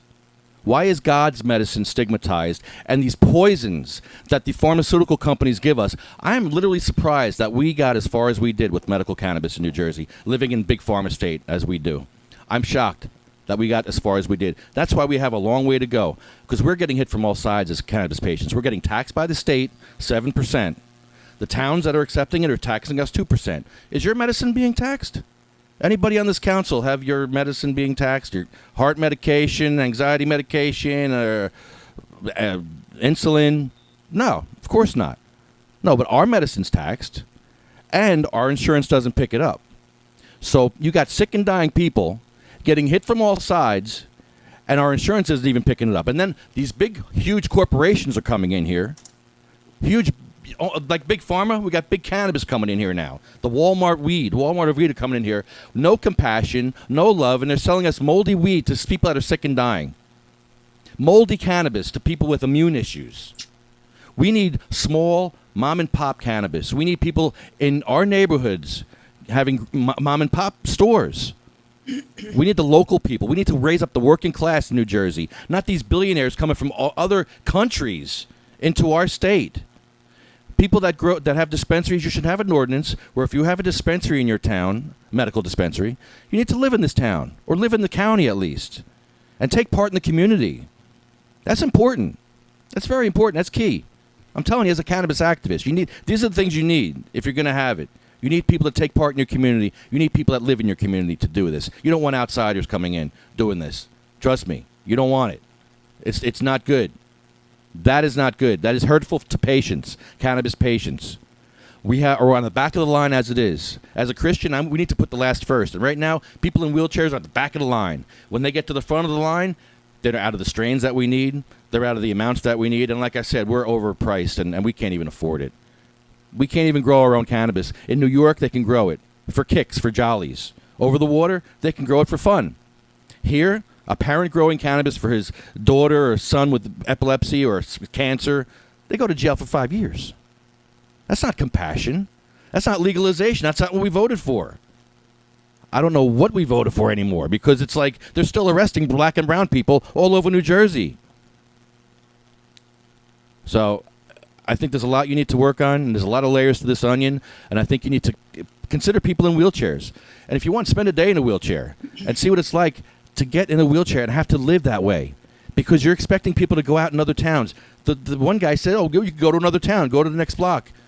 How far would you want to push yourself in a wheelchair to the next block, to the next town? You got people on disability. They can't afford this stuff. You know how hard it is to get someone in a car when they're disabled? It's a huge project. It's a day out to go to a dispensary, and it's a lot of money. And if it's an Uber, it's a lot of money. Electric wheelchairs aren't going in Ubers either. Good luck with that. So please consider the sick and the dying when you pass any kind of ordinance, any kind of resolution, anything. And please consider people in wheelchairs. Consider medical cannabis patients. Consider the disabled war vets. Because this is basically a wartime move. When you disrupt the supply chain of medicine to sick and dying people and troops, that's a wartime move. Who are you at war with? I mean, what are we doing? We're hurting people. We need to stop. Thank you very much for your time. Appreciate it. We thank you for your comments, sir. Anyone else waiting to speak with? Mr. Levy. This we are meeting welcoming is you being back as well. recorded. Your name and address for our record, sir. Please unmute. Unmute, sir. Please. I forgot. Apologize. That's okay. 92 Kings Mill Road, Monroe Township. Yes, sir. Well, I spoke before, and I hear the other people that spoke before speaking now. With all due respect to Dr. Mrs. Prakash, his name. Yes. Yeah, this reminds me of the movie that made a big deal out of billiards coming into the town. And then there was a big deal about alcohol. In fact, the United States decided no alcohol at all. And then that was changed. We can't be afraid of what the future is. And it has been proven that cannabis is a healing drug. Colorado makes a fortune out of open selling of cannabis, the taxes. I don't see any statistics that I've looked for that show that the state of Colorado has many more problems because cannabis is legalized there. And I don't see that we would have, as a township, any more problems because there was a place somebody could buy cannabis within our township. Whether the council decides to issue one license or 2 licenses, that's up to them. The size of 43 square miles, maybe we should have 2 or 3 locations, small businesses that could be controlled for the sale of cannabis. Just cannabis, no alcohol. For some reason, someone thought that they're going to sell cannabis and alcohol together. I think we have a bigger problem with drunk drivers in the town than we'll ever have with people who have smoked cannabis. It seems to me that the tendency of people who smoke cannabis is to stay where they are and eat as much as they can. Or they just fall asleep. So I love this guy. I'm asking you again to please not approve this measure. Allow cannabis to be sold in the township. Allow the taxpayers to see that the council wants to help our tax base and have more money coming into the town rather than sending it to Cranberry or Old Bridge or someplace else within the county. And I support everything that the freeholder couple has said, although she did say it as a resident. And I thank you very much for hearing me out. You're most welcome, sir. Thank you for your comments. Anyone else waiting for some? No, Council President. May I have a motion to close the public hearing? So moved. May I have a second on that? Second. Okay. Before we move to adoption, I understand the council would like to speak. I'm going to take the privilege of the chair, please, first. Mr. Vernon. He's smiling. Here. Do you want to explain what we have done in terms of developing an ordinance so people are clear about what we're doing, including our council? If you I don't mind. think it's a pretty simple, right? The township has taken the steps to prohibit all of the cannabis licenses within the township. Part of the rationale for doing this is, of course, the legislature gave the various municipalities in the state 180 days from when they adopted the ordinance to have ordinances, adopted the law to have ordinances in place. That really is a pretty short time period when you start to back out, for instance, the time it takes for ordinances to become effective, introduction and those types of things. So actually, the League of Municipalities has been recommending to municipalities that are unsure as to what to do and who have not gone through the process for zoning review and other reviews to take these steps, because you can always go in the other direction, but you can't. What you can't do is that if you decide after the expiration of the 180-day period, you would not be able to then ban a license. So really, you're leaving your options open by doing this. We can wait for the state regulations to be adopted. They have not been adopted as of yet, so we don't really have a good sense as to how licenses are going to be distributed or what the criteria will be for getting a license. And so I think that's the steps that we're going through. I know that I heard somebody, I was listening and making notes when people were speaking, that somebody said, well, you know, you could establish all kinds of criteria that you can make a decision as to which licenses you want to allow and you don't want to allow. Well, the answer is you really can't do that, because there's a 186-page bill that the state passed that leave all of those decisions to the Cannabis Commission. So your only role here is to either ban them, permit them, or regulate where in the town they can go by your zoning ordinance, and then establish a tax. That's really all that you can do. And all that'll happen when there's a cannabis license application made. If you were to allow them in your town, is that you would get the application from the state, and the state would say, confirm whether or not it's in the right location. That's it. I appreciate that clarification. Thank you. You're welcome. Okay, I understand members of the council wish to speak. Who wishes to go? I defer to Mr. Van Councilman. Okay, Mr. Vanzura. To speak afterwards. That is fine. Please, sir. All right. Thank you, Madam President.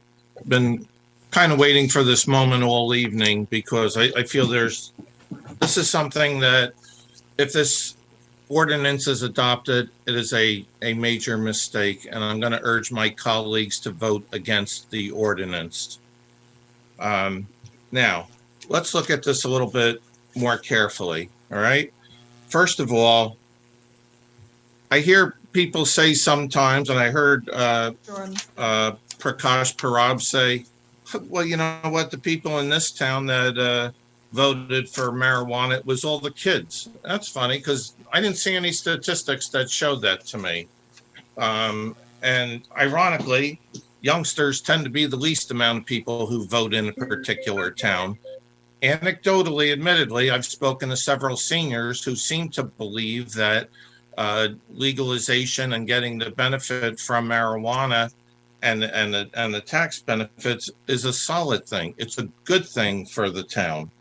Now, Ms. Arminio did point out that they support medical marijuana, and medical marijuana is a totally different statute. I readily acknowledge that. There's a medical marijuana dispensary in Cranberry. I haven't heard, since the time that place has been there, I have not heard one complaint about any burglaries, any kind of fighting, any DWIs from people leaving that. I haven't heard one bad thing about that place since it's been there.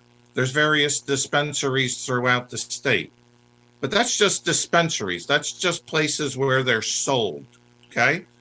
This statute that legalizes marijuana provides for 6 different types of licenses. The first is the cultivator's license. That's the ones that grow it. Then you have the manufacturer's license. It goes from where it's grown to a spot where it's further refined. There's a wholesale license, a distributor license, the retail, which would be the common dispensary, as well as a delivery license. So all of the comments, I've not heard one comment here yet that has said anything other than dealing with the dispensary, which is only one form of the license, the retail. Who said anything bad about the cultivator's license? Now, cultivators, what they're going to do. This is not something you're going to go out and plant it in the field and hope that the weather is fine. There's too much money riding on it. What's going to happen? It's going to be grown in a warehouse under controlled conditions with security there. Because I sometimes hear that security is a big problem, as if someone was going to break into the cannabis facility, steal a few marijuana buds and take it home and do something illegal with it. If anyone was going to steal something, we have Amazon, we have other things where they have $1,000 cell phones that they could take if they wanted. We have 6 different things. Now, Monroe had a chance to vote on legalization. That is now behind us. But what did Monroe do with legalization? 58% of our residents in Monroe Township voted in favor of legalizing marijuana. You can't tell me those were all youngsters, because we know youngsters don't vote as much as other citizens do. So there is if this was something that was being handled on a national level, you would call it a landslide. If that was the result of a presidential election, it's a landslide. He won by 17, 18%. A lot of people in this town want it. Now, with respect to the distinction that some of these gentlemen were making, and I would also suggest to you that every single person that came on in support of this was a well-spoken, intelligent individual who expressed their point calmly, clearly, and in a positive way. So when a Mr. King or someone else says that it's difficult, even to get your medical marijuana, what they're saying is, yes, there are medical dispensaries, but at this point, there's maybe only around 10 of them throughout the state. If we were to have recreational facilities, some of those facilities could also be used to provide the much needed cannabis for those people who also use it for medicinal reasons. Okay, you can get medicinal for just medicinal people, but recreational, you know what type it is. It's very well laid out, and you could also use that yourself. In fact, Woodbridge Township, our Middlesex County neighbor to the north, also has a medicinal facility. They have a dispensary on Route 9, up where the old Howard Johnson's used to be, just short of Route 35. And their township has voted that although they're not going to allow other facilities, they will allow that facility to become a recreational facility. Again, there's no problems at that facility. And usually what happens as a matter of course is that the facility hires off-duty police to serve as their security. And if anything, that's got to be one of the safest places in the world because they do have strong security. Now, it is true, as council pointed out, that if we do fail to act, we're prohibited from banning any of these licenses for a period of 5 years. But this is what's going to happen. There's going to be a very limited number of licenses available throughout the state. Although they're issued through the Cannabis Commission, there's not going to be an unlimited license where there's going to be, marijuana dispensaries or cultivation sites every other corner. There's only going to be some of them. If we go out there and we ban it for 5 years and an entrepreneur comes along who says, I'd like to build a marijuana facility. Monroe's a great town. It's in the center of the state. It would be great for distribution.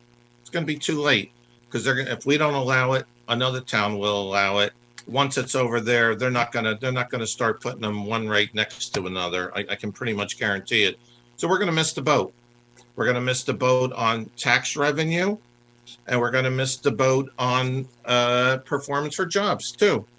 If you've ever been to one of these facilities, and I would imagine none of the council members have, I actually did visit a facility one time to educate myself, and I'll tell you what, they are very well-run facilities. The people there, act in a totally professional manner, and they do a wonderful job to help those people, who do need it. I just need to get my points out, Madam Yes, President. you do. I don't want to cut off your points. I just want to remind you that they're there. All right. Well, listen, as I mentioned last time, and I want to clear on the record, actual statistics for marijuana tax revenue in 2020, we have the state of Massachusetts made $81 million.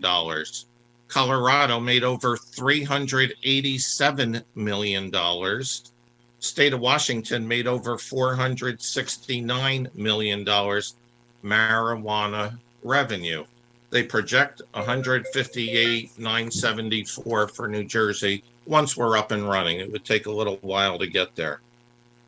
I don't know who's going to get what percentage of that 158, and that is something that council again was correct. We don't know exactly what it is, but I did read the municipalities can enact the local cannabis tax for cultivators, manufacturers, and retailers that can go up to 2%.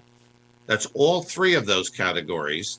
And if it's on the wholesalers, it would be a 1% tax. And that goes, I believe, if I'm not mistaken, directly to the town. The other advantage to having some control here is that towns can limit hours of operation, location, the manner and number of the businesses once it's presented to them. You could also reject somebody's application if you think that that might not be the type of person you want running a business in your town. So just because you might feel that you don't want to have a dispensary doesn't mean that you have to ban all of the other possibilities. Why would you turn away from that revenue? And you know what? The great thing about the revenue you're going to get from this, it's not just 1 year. It's going to be a continuous thing as long as that business is there. Is it going to be $1 million a year? It's going to be $500,000 a year? How much money do you want to turn away because of what? What is the good reason? Why would we not want to allow a licensed inside a warehouse growing facility? What is the negative to that? Where we would then have the right to determine where it is, where it can be located. So I just don't see the negative to that whole thing. The amount of revenue that could be earned is significant.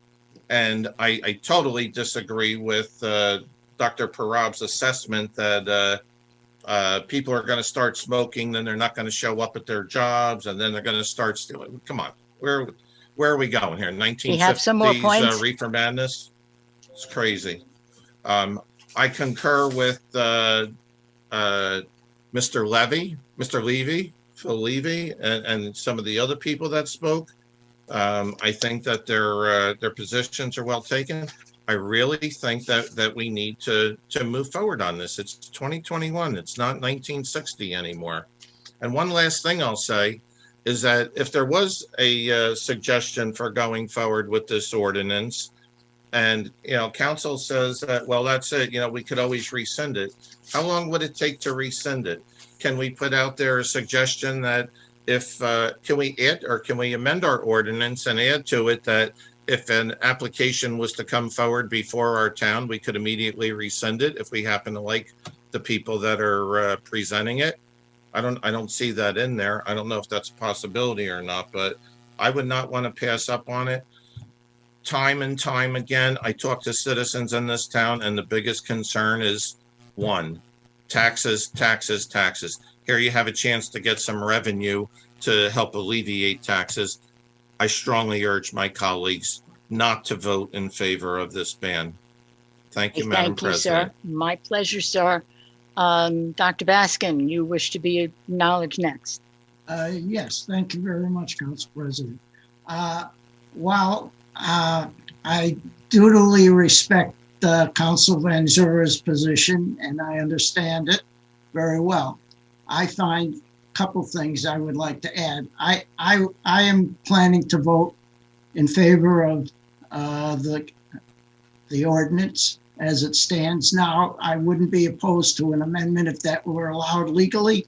But I want to just point out that I feel that the law that the state passed was done in very great haste, and it's deficient in that it should allow, in my opinion, homegrown marijuana up to a certain level.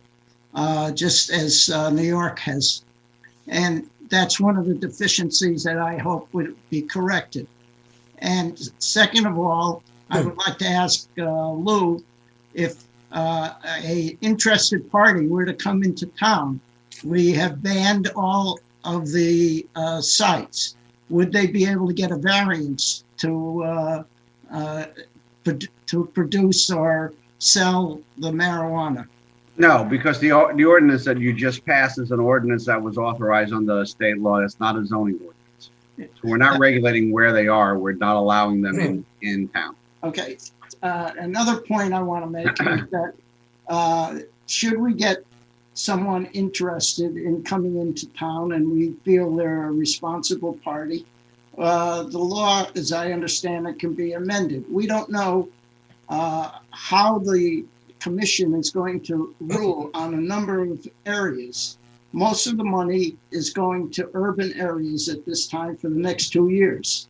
And once that clarifies, we could then amend the law and make it more palatable for some enterprising companies or individuals to come in. They are favoring minority and women entrepreneurs. And so if we were to get a proposal, we could evaluate it and then make a decision based on the merits. Sorry, I'm a relatively new resident, having moved here in November of 2019. And I actually moved here after 27 years of growing up in West Milford. In addition to its natural beauty, my fiance and I moved to Vernon because of its relatively lower taxes compared to Passaic County. She was from Pompton Lakes. So you can imagine my disappointment upon learning that some of you are not in favor of further property tax relief for our hardworking residents and business owners. Why should Vernon sacrifice revenue that could serve as relief during a time when some of our community members are struggling? I'll admit, I was not fully educated on the language of the ordinance. So I'd like to thank that first speaker for mentioning the details. And of course, I'm grateful that, there is some openness to the types of businesses that will be allowed. However, our local residents need as many jobs as possible, or they need second or third jobs to afford the cost of living here in high tax New Jersey. By restricting retail establishments, not only are local jobs being negatively impacted, but please keep in mind that by having a dispensary, you lift up all local businesses. I know you have a packed agenda and a lot of speakers. So in closing, I just want to encourage you to consider smart zoning laws for retail establishments. For example, in West Milford, they are restricting retail establishments, I think within 2,000, forgive me, I don't know the exact measurement, but they're restricting it anywhere near schools, parks, etc. And I just want to thank you for your time and service to our community. Thank you, Lucas.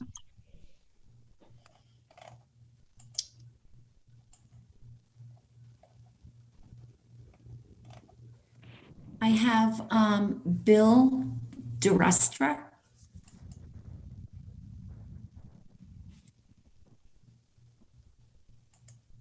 Okay, hi. Hi, Bill. I'm a Vernon resident. I live in Vernon Valley Lake. Some of you might know me. I think in 2021, to have this conversation is really incredible, because this law passed by 70%. 70% of all voters. So for any people on the council that are against embracing it, you're going to pay dearly at the polls. In the town, we're struggling for money, and our tax rate continues to go up, even though the mayor and Harry have done a great job. Our taxes continually go up, and to not embrace dispensaries is insane, because people are going to get it the delivery from out of the town. So we need the jobs, we need the revenue. Thank you. Thank you, Bill. Appreciate it. Yeah.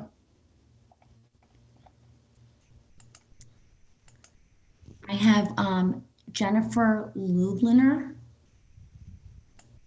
Hi. I'm sorry, Jennifer, did I? I think we're both pressing the button at the same time. Yeah, we had her. Now she's muted. Okay. No, we're definitely. Can you hear me? Yes. Are we good? Okay, yay. So I also wanted to speak on the recreational cannabis use. As the chairperson of the Economic Development Committee in town, I am in favor of retail sales. I don't believe we should have any restrictions on the type of cannabis businesses that we have in town. I believe that this is a business decision and not a morality issue. So if you have a moral objection to cannabis use, that is something that you should hold to yourself and to your family, and not something that you should apply to everybody else in town or to our business industry. I think that if any of these types of business owners would like to invest in our town, we should be open to that. There are some statistics that I wanted to go over you briefly, not to get too technical. Historically, profits from the retail sales for cannabis use have surpassed all estimates, sometimes by nearly double or triple. And that includes other towns in New Jersey that have already opened businesses for cannabis use, as well as all of the other states that allowed it. Legalization. So it's not a small amount of money. It's a pretty significant amount. I know we're not a big city, we're a pretty small town, but the average that I've seen for New Jersey towns is between $25,000 and $50,000 a month in tax revenue.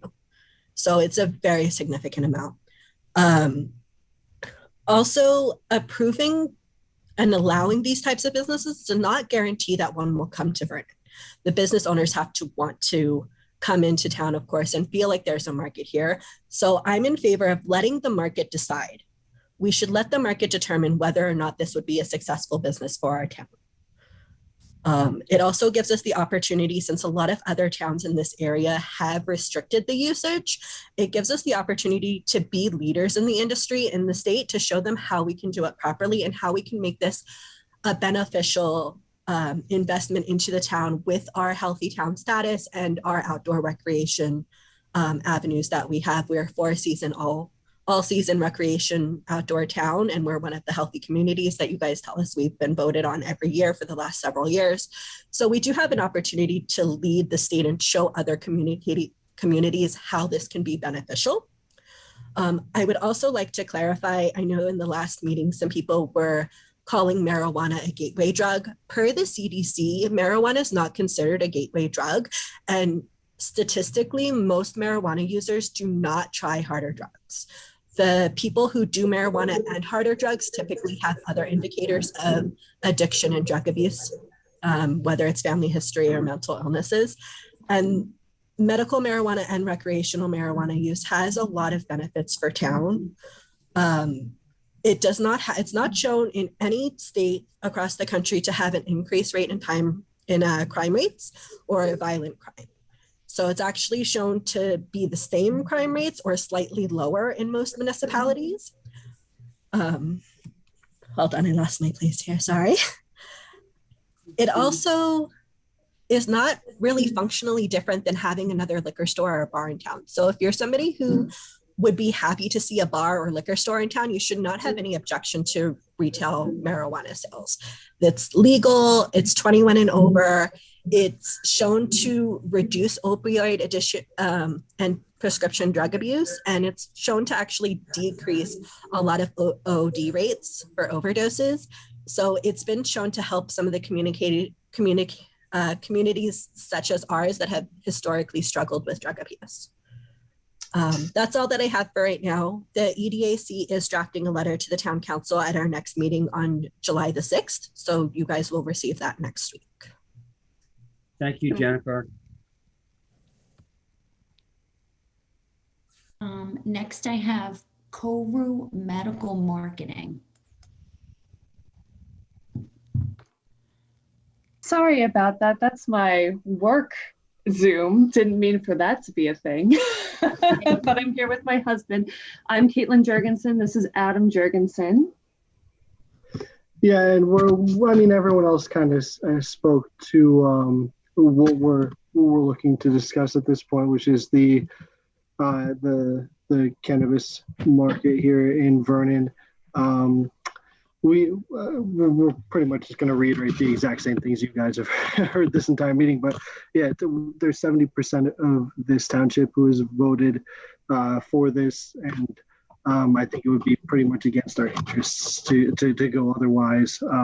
We've had property taxes increase thousands of dollars. Us as new homeowners within this community or we just bought a home 2 years ago. We've seen our property taxes increase exponentially at this point. It would be nice to have some kind of relief being new homeowners. And with the previous speaker, it said Councilwoman Weller had stated that marijuana is a gateway drug. And I absolutely disagree with that and do not believe that's true. There's been multiple scientific articles saying that that is not the case. Cannabis legal states have a lower rate of opioid and hard drug overdoses compared to before making cannabis legal. And even taking that out of consideration, we're still a legal state. So if we don't sell it here and we don't take advantage of this, people are buying it elsewhere and bringing it into our town. It's coming here regardless. So that's pretty much my stance on this. And thank you. I appreciate this. Thank you. Next, I have Lefty Grimes. I'll let them talk and we'll find out what their name is. Can you hear me? Yes. Yes. Good evening, Council. My name is Edward Lefty Grimes. I'm with sativacross.org. We're a 501c3 here in New Jersey. We're advocating for disabled rights and for cannabis patients' rights. And I'd like you to consider people in wheelchairs when you make any ordinance that's going to affect medical cannabis patients. Because that's what we're here to talk about, medical patients, people that are sick and dying, people that are put on the last of the line right now. People in wheelchairs are put in the back of the line. And I know from going to church, we're supposed to put the last first. It's very simple philosophy, putting the last first. And I don't see it anywhere in New Jersey anymore. We need more compassion for the sick and the dying. And that includes wheelchair access. If you take this tax, this wheelchair tax, I call it, it's a cancer tax, a tax on multiple sclerosis. Give us representation for that taxation and give us wheelchair access anywhere there is none in these towns. I don't know how specifically Vernon's problems are with wheelchair access, but it's everywhere in New Jersey. And when I go around to these towns that are taking this wheelchair tax, that's what I ask for. I ask for representation for that taxation and put the last first and help people that are in wheelchairs, because a lot of towns that are banning cannabis, well, first of all, we're getting hit from all sides. We're getting a 7% tax from the state, 2% tax from these towns. And then we're getting moldy cannabis from these big corporations that are coming in there. You should have an ordinance that people that have cannabis businesses in your town live in your town or live in the county. You don't want these huge outside corporations coming in here just building an industry off the sick and the dying, because that's what's happening here. I'm a cannabis activist. I'm telling you what's going on here, and it's all about money. That's all they're seeing right now. And I'm here to tell you that we need to have compassion for the sick and the dying. We need to glorify God, and we're not doing that. We're hurting sick and dying people. People the vets, disabled vets are being pushed back in their homes. They can't get out. My buddy is down in the shore on the island, and they just banned it in his town. He has to drive an hour to get his medicine. He already had cannabis for his PTSD years ago, and now he has cancer on top of that. And we can't get FICO for cancer. We don't get God's medicine here. We have no problem selling synthetic marijuana in the pharmacies, 100% THC, but God's medicine we stigmatize. Yet we sell it in the pharmacies. The pharmacies that are giving out deadly poisons, that are sending people out on Narcan all the time, where our police are running around waking people up on Narcan from all these pharmacies knocking people out. And they're selling synthetic marijuana. Nobody's up in arms about that, though. So I urge you to please keep the people that are sick and dying first and foremost in your mind. And give us wheelchair access. Give the sick and dying what they need. I don't care about recreational. I really don't. I'm here to support the sick people that are in bed right now, that are on their deathbeds. And I appreciate you having this meeting virtually, because there are people that are disabled that could not take part otherwise. We gave able-bodied people for 14 months all these things that disabled people have been asking for years. Online school, online church, online work, online council meetings. Now they're taking it away. And for 14 months, you gave it to us for healthy people. Disabled people can't take part anymore in a lot of towns. So thank you for having this virtual meeting. It's very important for disabled people to take part in these things also. So thank you very much for that. Thank you. Thank you, sir. I have Jamie Van Sciver.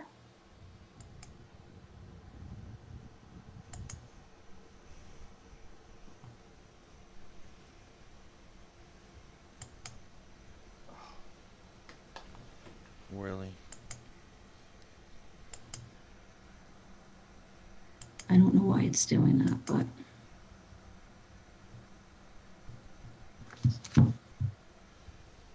Yes, good evening. My name's Jamie Van Sciver. Can you hear me?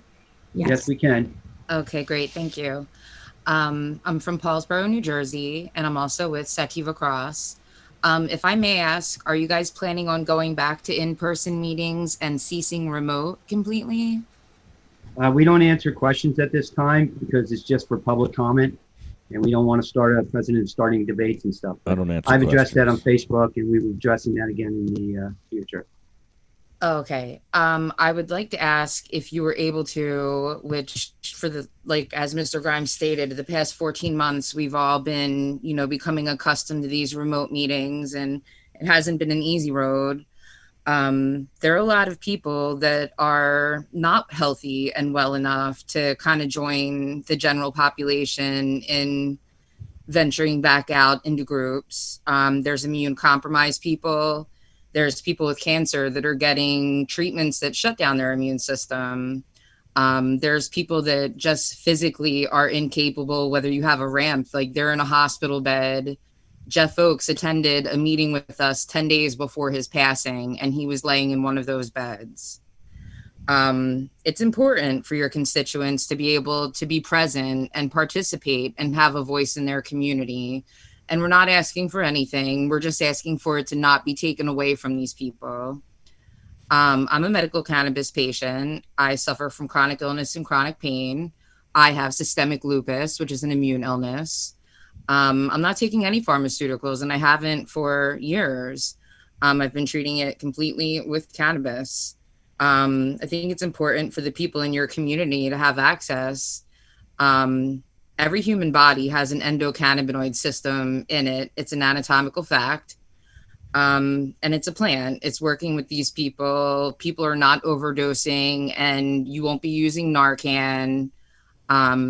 Just ask that you stop stigmatizing, at least for the medical patients, especially for the people suffering, dying, that don't want to get into the cycle of controlled substances.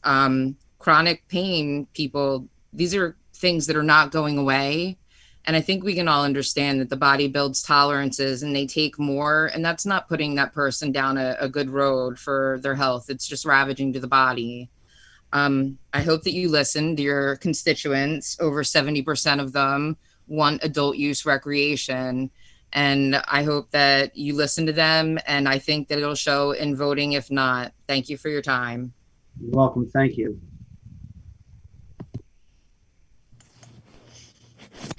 I have Scott Geisel. Hi, good afternoon. Good evening. Can you hear me? Yes, Scott. Good evening, Scott. Hey, how are you? Good. Hey, thanks. I just wanted to add in my 2 cents about the cannabis ordinance thing. Thank you very much. I support it and would also support a dispensary in town. And I'm not somebody that smokes marijuana, but I think there is a misconception out there about dispensaries, as myself also had too, until I had gone on business, went to Boston, happened to look outside my hotel and see lines around the block, and I went to see what was going on. And I went in and visited a dispensary up there. And I got to say, there was a constant line of people waiting out the door around the corner to get in the place. And these were people that were, I mean, it wasn't, a criminal element or anything. It wasn't a seedy place. The place was run very efficiently. much akin to being a bank. And the amount of people that it drew into that community was unbelievable. I think it would be a great thing, great benefit to our township. We can consider having a dispensary in town as well. That's all I just wanted to add. Thank you. Thank you, Scott. I have George N. Hi, can you hear me? Yes, George. Good Yes. evening. Good evening. George Nikonarov, Briar Drive, Sussex. I first want to say thank you for holding these meetings virtually. I've been attending these for a few months now, and I found it very convenient and a good way to keep up on what's happening with the town. I've been listening to a number of people comment about the cannabis ordinance, and I wanted to put my 2 cents on a couple things. So first, I am one of those people that voted in favor of legalizing cannabis in the state. I am, even though I see certain viewpoints with council members. In terms of some of the challenges with families and all that stuff, I don't believe that the statistics support the notion of not having a place to buy cannabis here in town. So I'm in support of all these things, but I just wanted to give some food for thought. Even above all else, while we're also trying to be a family-oriented community. We are a Four Seasons Recreation designated community, and as such, one of the things that goes to that recreation community is the vacationers that come in. They're going to be bringing this stuff in no matter whether we restrict it or not. And so, if it were my preference between making the tax revenue on this versus shutting the door and still paying for the enhanced programs and the like that would be required, I would be for making the money and keeping it in town. Another piece I just wanted to put out is some food for thought. Prohibition in the 1930s, where they banned alcohol sales. And created multiple dry towns across the country. That ended up having an economic fallout, tantamount to adding to the Great Depression. And so we now have an opportunity to lift Vernon out of certain burdens. We see sales going up. We see many other things happening, and this is just another part of the journey that Vernon can take in order to get us out of a rut and bring in more retail. And so I'd like to echo my approval for a dispensary, as well as urge the council members to keep an open mind and make the right decisions. So thank you very much. Thank you, George. I have Anil. Hello, my name is Ann Larson. I'm a Vernon resident, and I thank you for the opportunity to speak. I would like to say that I'm probably the first person who found all night that voted no for the marijuana bill. So finally, an opposing viewpoint. And honestly, I feel like the deck was kind of stacked with all these union representatives and people from Parnell and all these other faraway areas, Eatontown, having something to say about what goes on in Vernon, in our little tiny Vernon Township. And despite all these people, I hadn't heard that you mentioned, for example, the Department of Human Services, Sussex County Abuse Coordinator, Nick Louisi. Do we ask him for his opinion on how this goes? I mean, some people have mentioned the gateway drug. Maybe he'd have some information to impart. The zoning episodes of where it would be okay, and maybe episode wasn't the right word, but where it's okay, where it's not okay. I feel like you should just sit back and watch what happens with the other people that jump off the ledge right away. Or as it is, Franklin already said no and Sussex said no. So maybe it's prudent to sit back and watch and readdress this thing in 6 months or so. You have the opportunity to do that. But jumping on board and saying, yeah, we're going to do it, may not be the wisest thing. I don't see that the 2% is going to make or break this town, because we spend money like it's going out of style. So we'll spend right through that 2% in a heartbeat. So I would ask for cooler heads to prevail. My heart goes out to those who have medical issues, and perhaps if we spent the 6 months evaluating how best to handle things for those particular patients, I think the time would be very well spent. But jumping on board and just saying, yeah, let's do it, I don't think that's the way to go. Thank you, and I appreciate the time. Thank you, Ann. I have Matthew Conway. Yes, hi, can you hear me? Hi, Mr. Conway. Yes, we can. Okay, great. I'm actually, just to follow, actually, Ann, you have another person here who voted no for the marijuana legalization. And I'll tell you, the only reason I had voted no was because the only thing I see marijuana revenue doing is being spent. You know, that's all I see it. And that's why I think it's just something that's going to get spent. I think as far as the state going, I think any of the revenue is just going to grow government. And that's why I voted no for it. I don't really have an issue with anybody smoking marijuana.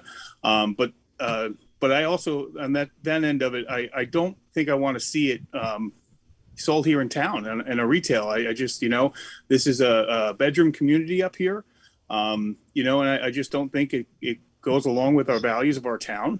Like I said, I don't have an issue with anybody that smokes it. I don't smoke it myself. But I have to agree with a lot of what Ann had just said. I think it's just to rush right into it. I think cooler heads do need to prevail. And I also, I just can't help but notice how Vernon is kind of, looking to newly legalized drugs to save ourselves here. I just can't help but notice that. I just think we should wait the 6 months and let us see how. And I just think there's a reason other towns have been opting out of it, and I think for right now Vernon should as well. Thank you. Thank you, Matt.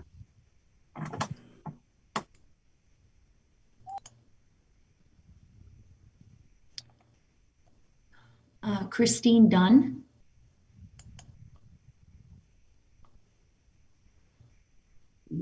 There we go. My name's Christine Dunn, and I live in Vernon Valley Lakes.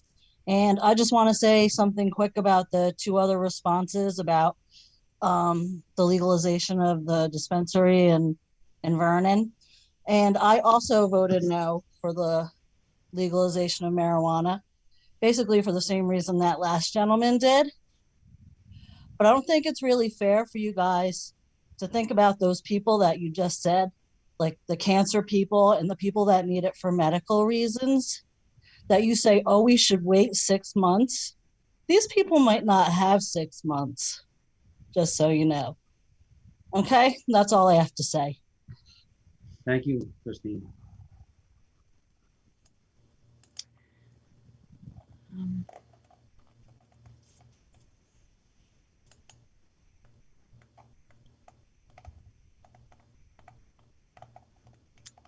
Back from any stuff. I appreciate the time, and I look forward to seeing you guys in person at the next meeting. Yeah, thank you very much. Okay, the next person is Shannon Christine. I'm going to ask you to unmute. Hi, I apologize, my video isn't working. My name is Shannon Christie. I live on Dean Lane in East Brunswick. I am oh goodness, I don't even know how many generations East Brunswicker. My daughter is born here, and I don't know, on your way out of the municipal building, you can check the plaque, and if you see John Howe, that is my grandfather. He was a councilman. He started many of the programs. Camp Daisy, one of them in effect. I myself am a medical marijuana user. I suffer from chronic pain. I use a doctor who is also in East Brunswick. And with that being said, we should be known for our farm towns. Marijuana is a plant.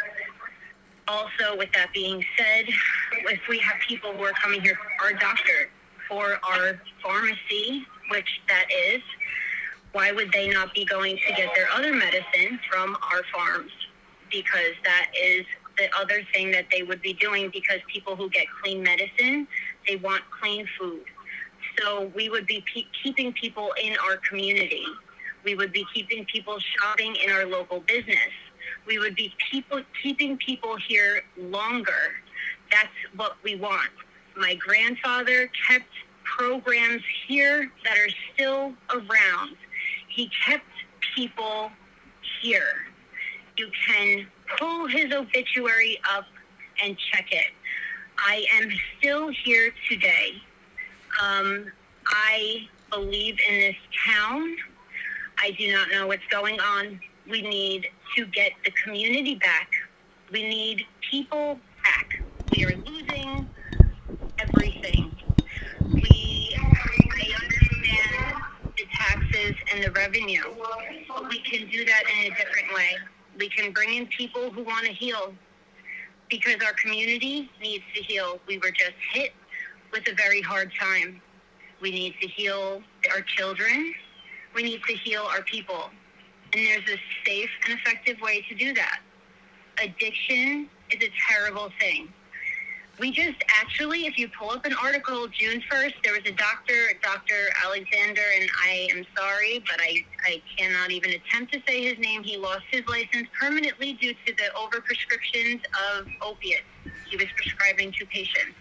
And you know what they were doing? They were coming here, and they were using our pharmacies to fill their prescriptions of opiates. And you know what happened to some of them? I'm sure that they overdosed. Do we want to be known for that? Or do we not want to be known for patients who, like you just heard, were healing? We would be bringing in jobs for borders. People would be growing in our town again. We want to be known for a farm town, right? We want to be known for a community. We would be having people coming to Jim Morisi's farm to pick strawberries. We could be known for our festivals.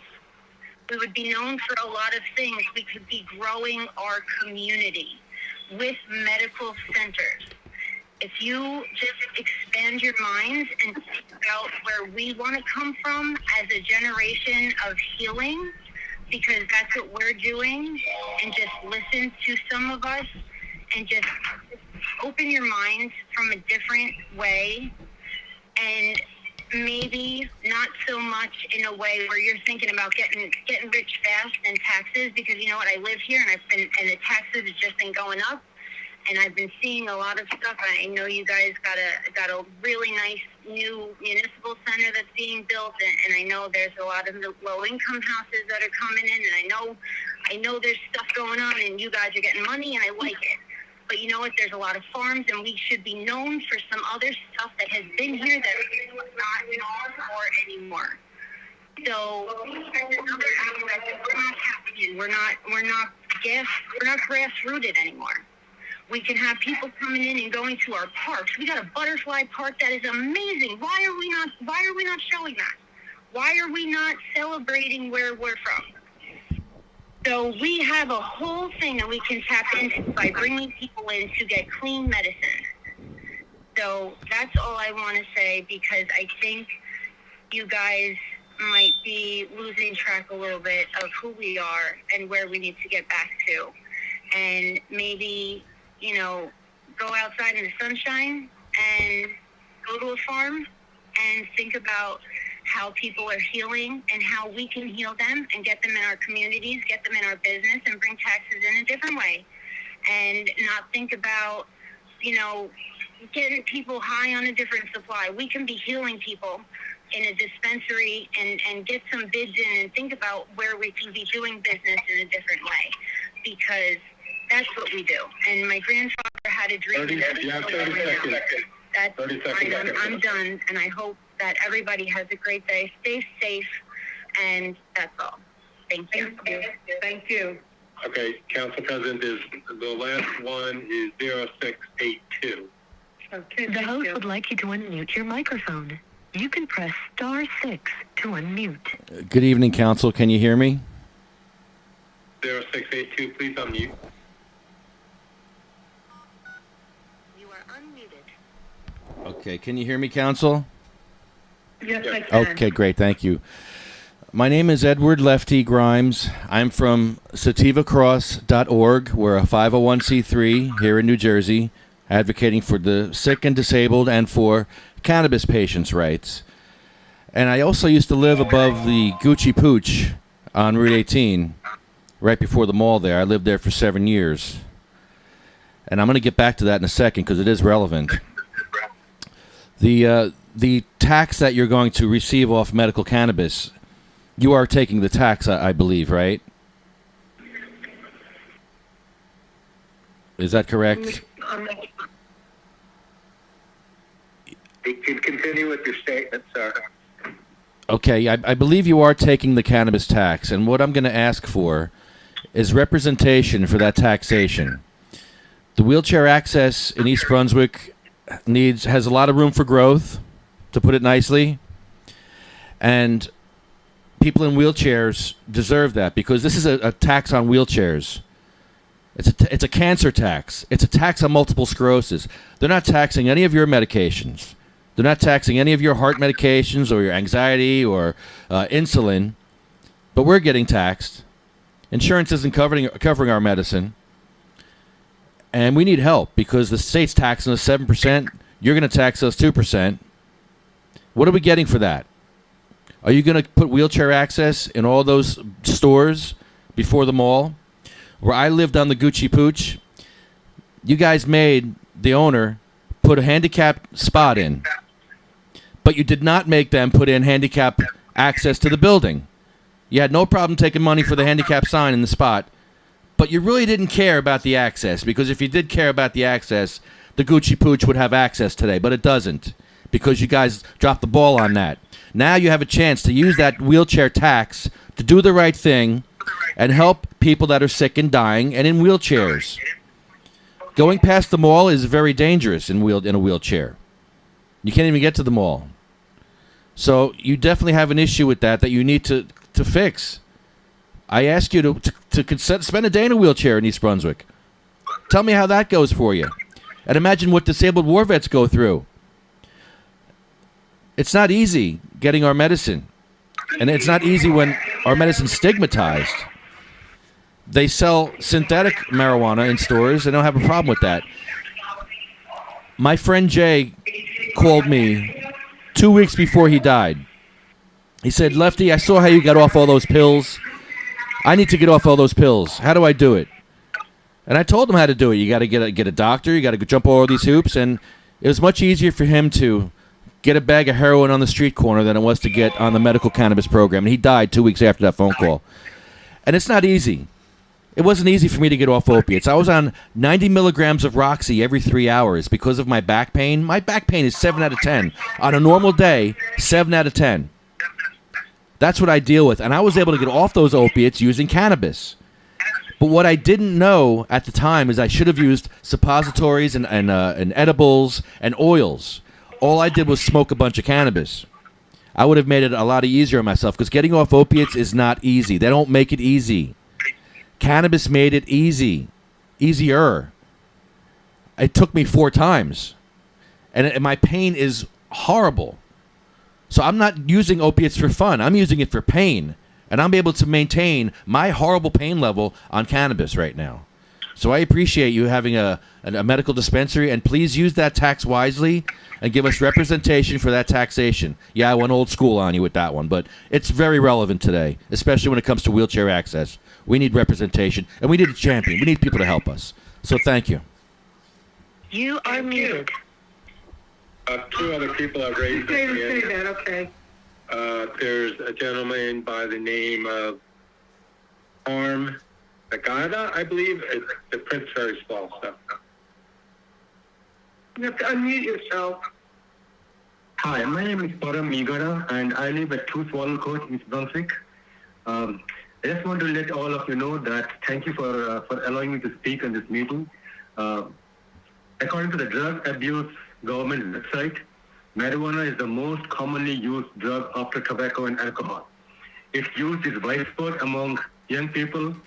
In 2018, more than 11.8 million adults used marijuana. Yes, in 2018. So, according to the study, the number of teens in 8th grade and 10th grade who say that their use has increased. So with the growing number of the vaping devices, teens have started vaping THC. THC is the ingredient that is used in marijuana, that has marijuana that has high product in that.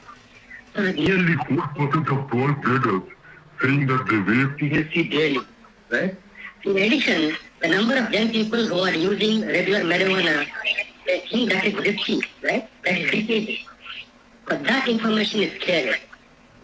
So I think by allowing marijuana in our neighborhood, we are allowing the kids, the community to be more prone to crime. And I would strongly suggest not to have that. Okay, the last person with their hand raised is used by the name of Dar's iPhone.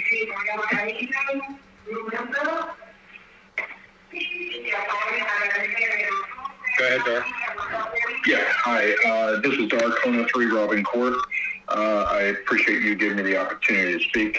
Good evening, everyone. A lot of great responses from a lot of people. I would ask the council members to take it with a grain of salt, listening to people who have a vested interest in the marijuana business. I do not advocate removing marijuana for health reasons. I think we've already had this discussion in town. I don't think anyone opposed it, to my knowledge. There are concerns with traffic, which I think really should be taken into consideration, because the gentleman who spoke at the very beginning said traffic was not an issue where he is at in Eatontown, but I can tell you traffic is a major concern in many, many other places. Quite a few other people have voiced their opinion with regards to the effects of marijuana and how it affects our children. And this is a very, very big decision, and it really should be a township-wide decision, and it shouldn't be a decision based on 5 individuals. And not to say that the 5 individuals don't have significant ability to make a decision, but I think this is a very large topic with ramifications.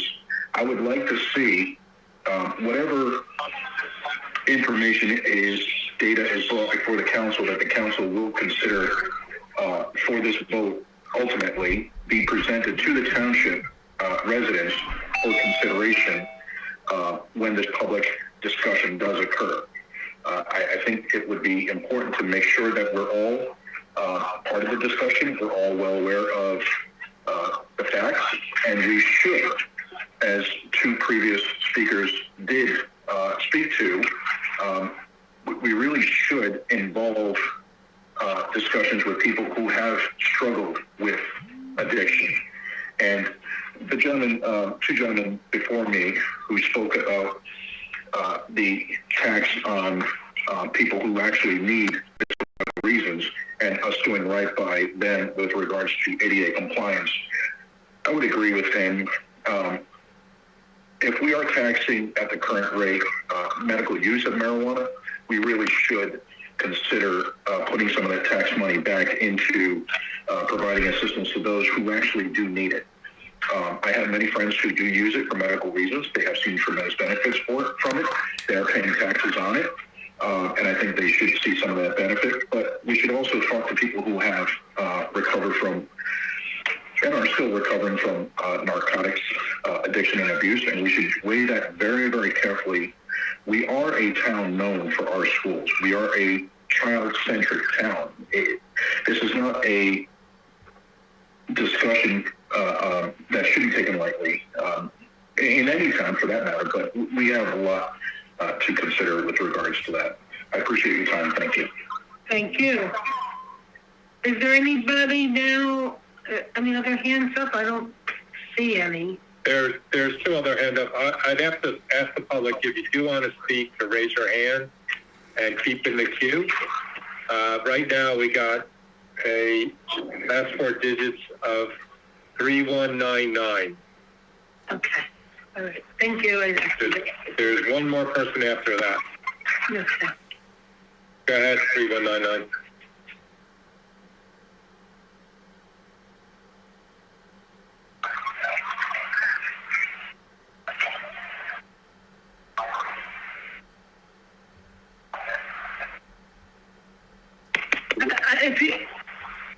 I can't hear you, 3199, if you're talking. They didn't, I asked them to unmute, they did not unmute. Okay. I will ask them one more time and then we'll proceed to the next person. They haven't unmuted. We can go to Alexander Bellman. Alexander, I'm going to ask you to unmute. Good evening, members of the council. My name is Alexander Spielman, 6 Central Road, East Brunswick. I wanted to talk about the measures that were brought forward about medical use of cannabis. I am for the use medically for it, but I also believe that we need to bring this forward to the town in some form of referendum of some form. It is a major decision, and it's also a long-lasting situation. Also, when it comes to this, according to the Controlled Substance Act, cannabis is a Schedule I drug, which clearly means that it has no medical use whatsoever. So we also have it as a medical system, so there is some contradictions on how we are currently defining cannabis. The only thing I really wanted to have the council consider was for this to be brought up for the town due to its wide-ranging effects, and that if there's going to be a tax on that, that there will be some form of compensation for people who are actually using it for their medical use. So, for example, like ADA support for the wheelchairs, like they were saying, but also for possibly the investments of mental health and people who are dealing with substance abuse, so that that money can be used to help those who are dealing with the high tax, the high cost of dealing with obtaining sobriety and just the general struggles of dealing with substance abuse. Thank you. Thank you. I don't see anybody else. Is that true, Mr. Costello? That is true. Okay. At this point, I'm closing the public portion, and I'm going to now the consent agenda. I am going to pull E, and we'll do that on the next meeting. Is there anyone else that wants something separated or pulled? F. F, did you say? Yes. Okay. You want to separate it, correct? Yes. Okay. Anybody else? Seeing none, I'm going to ask a motion for A through D. Motion to adopt, Councilman Wendell. A through D and G through N. Oh, okay. I'll do it separately. Okay. A through E. No, let's do it all at once. Okay. A through E and G through N. Correct. I am my motion. Okay, thank Resolution you. number 21-160, authorizing council outstanding checks 6 months old to municipal cash balances. This resolution authorizes the cancellation of outstanding checks. Motion to approve resolution -1-160. Motion to approve resolution 21-164. Second. Roll call, please. Vice President Auberger, Yes. Councilmember Chili, Yes. Councilmember Pitster, Yes. Councilmember Weller, Yes. Council President Shortway. Yes. Motion carries. Resolution 21-165, resolution authorizing award of contracts to vendors with national cooperative contracts for ambulance for Glenwood Pochuck Ambulance Corps. This resolution authorizes the award of a contract. May I have a motion to approve resolution 21-165? Motion to approve resolution. Okay. 21-165. Tony on the motion. Andrew, you want to second that? Second that. Roll call, please. We got a little delay. Vice President Auberger, Yes. Councilmember Chili, Yes. Councilmember Pitsker, Yes. Weller, Yes. Council President Shortway. Yes. Motion carries. Okay, resolution number 21-166, authorize the award of a required disclosure contract with Premier Garage Doors for Department of Public Works garage door construction.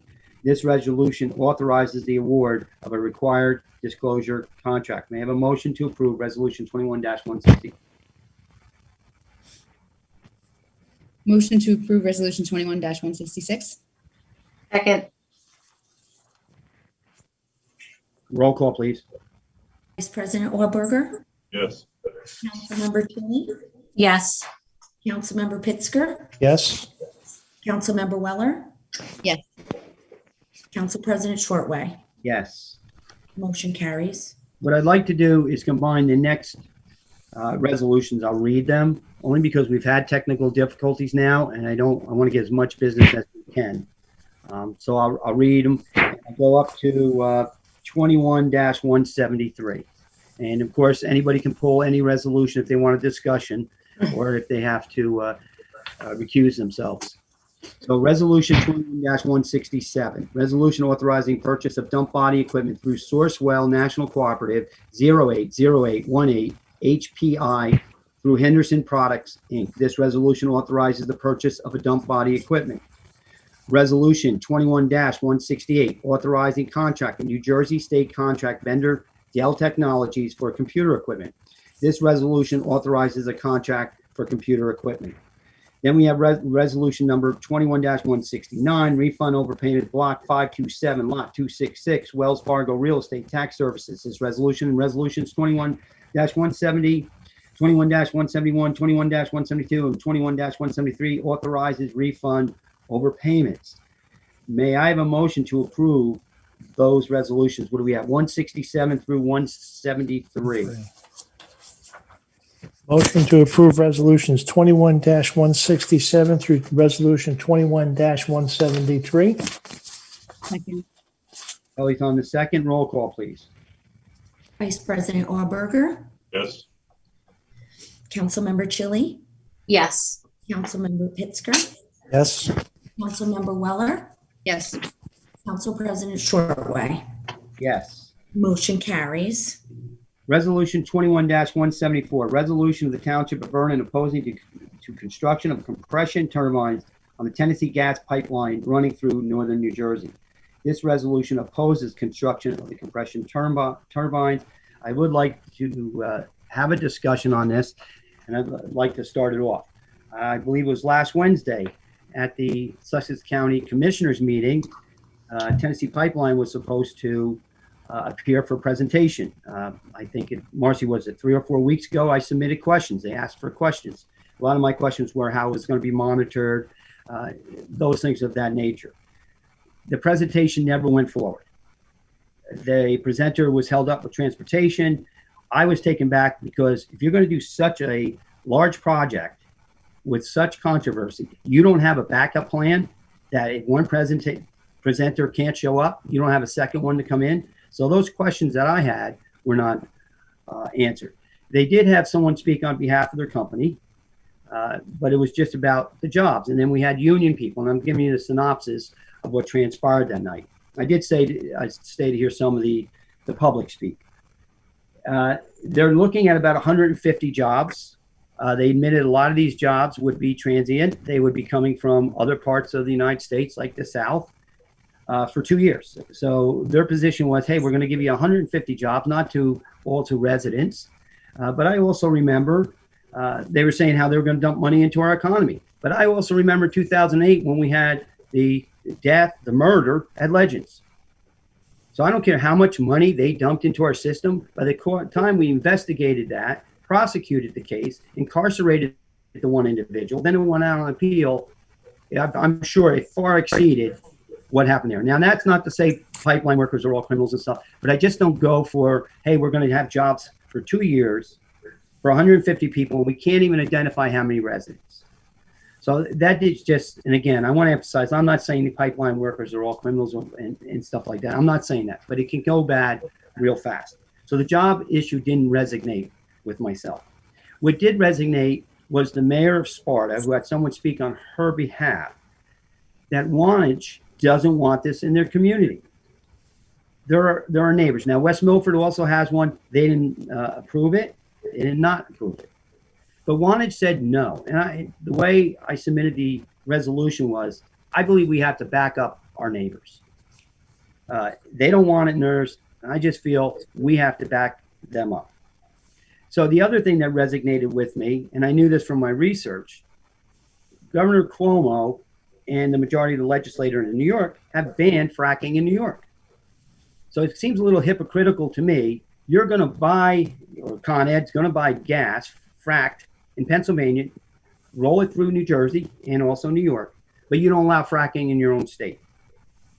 So for those reasons, principally because of Wantage's stance, that's why I submitted this resolution. I've done a lot of research. I spoke about that on other meetings about it. I'm not against infrastructure, but I'm going to back up Wantage on this, and that's my position. So anybody else wants to chime in, feel free to, please. Well, I don't know. So I feel a little hypocritical with this because we're talking about another ordinance that we're so worried about bringing jobs in with cannabis, but here's some jobs and we're going to say no to this. We talk about backing up other towns. I have a list of towns that aren't backing cannabis, opting out. So I don't know. We're being kind of hypocritical here. So that's my opinion. Thank you, Tony. Thank you. I'd have to say my personal opinion is that TVA, Tennessee Valley Gas and Pipeline, they don't have a good reputation, and they're not giving us any benefits. I mean, we've watched them put pipeline in through this town, and it took years for things to be replenished, and they still got a punch list of things they need to fix.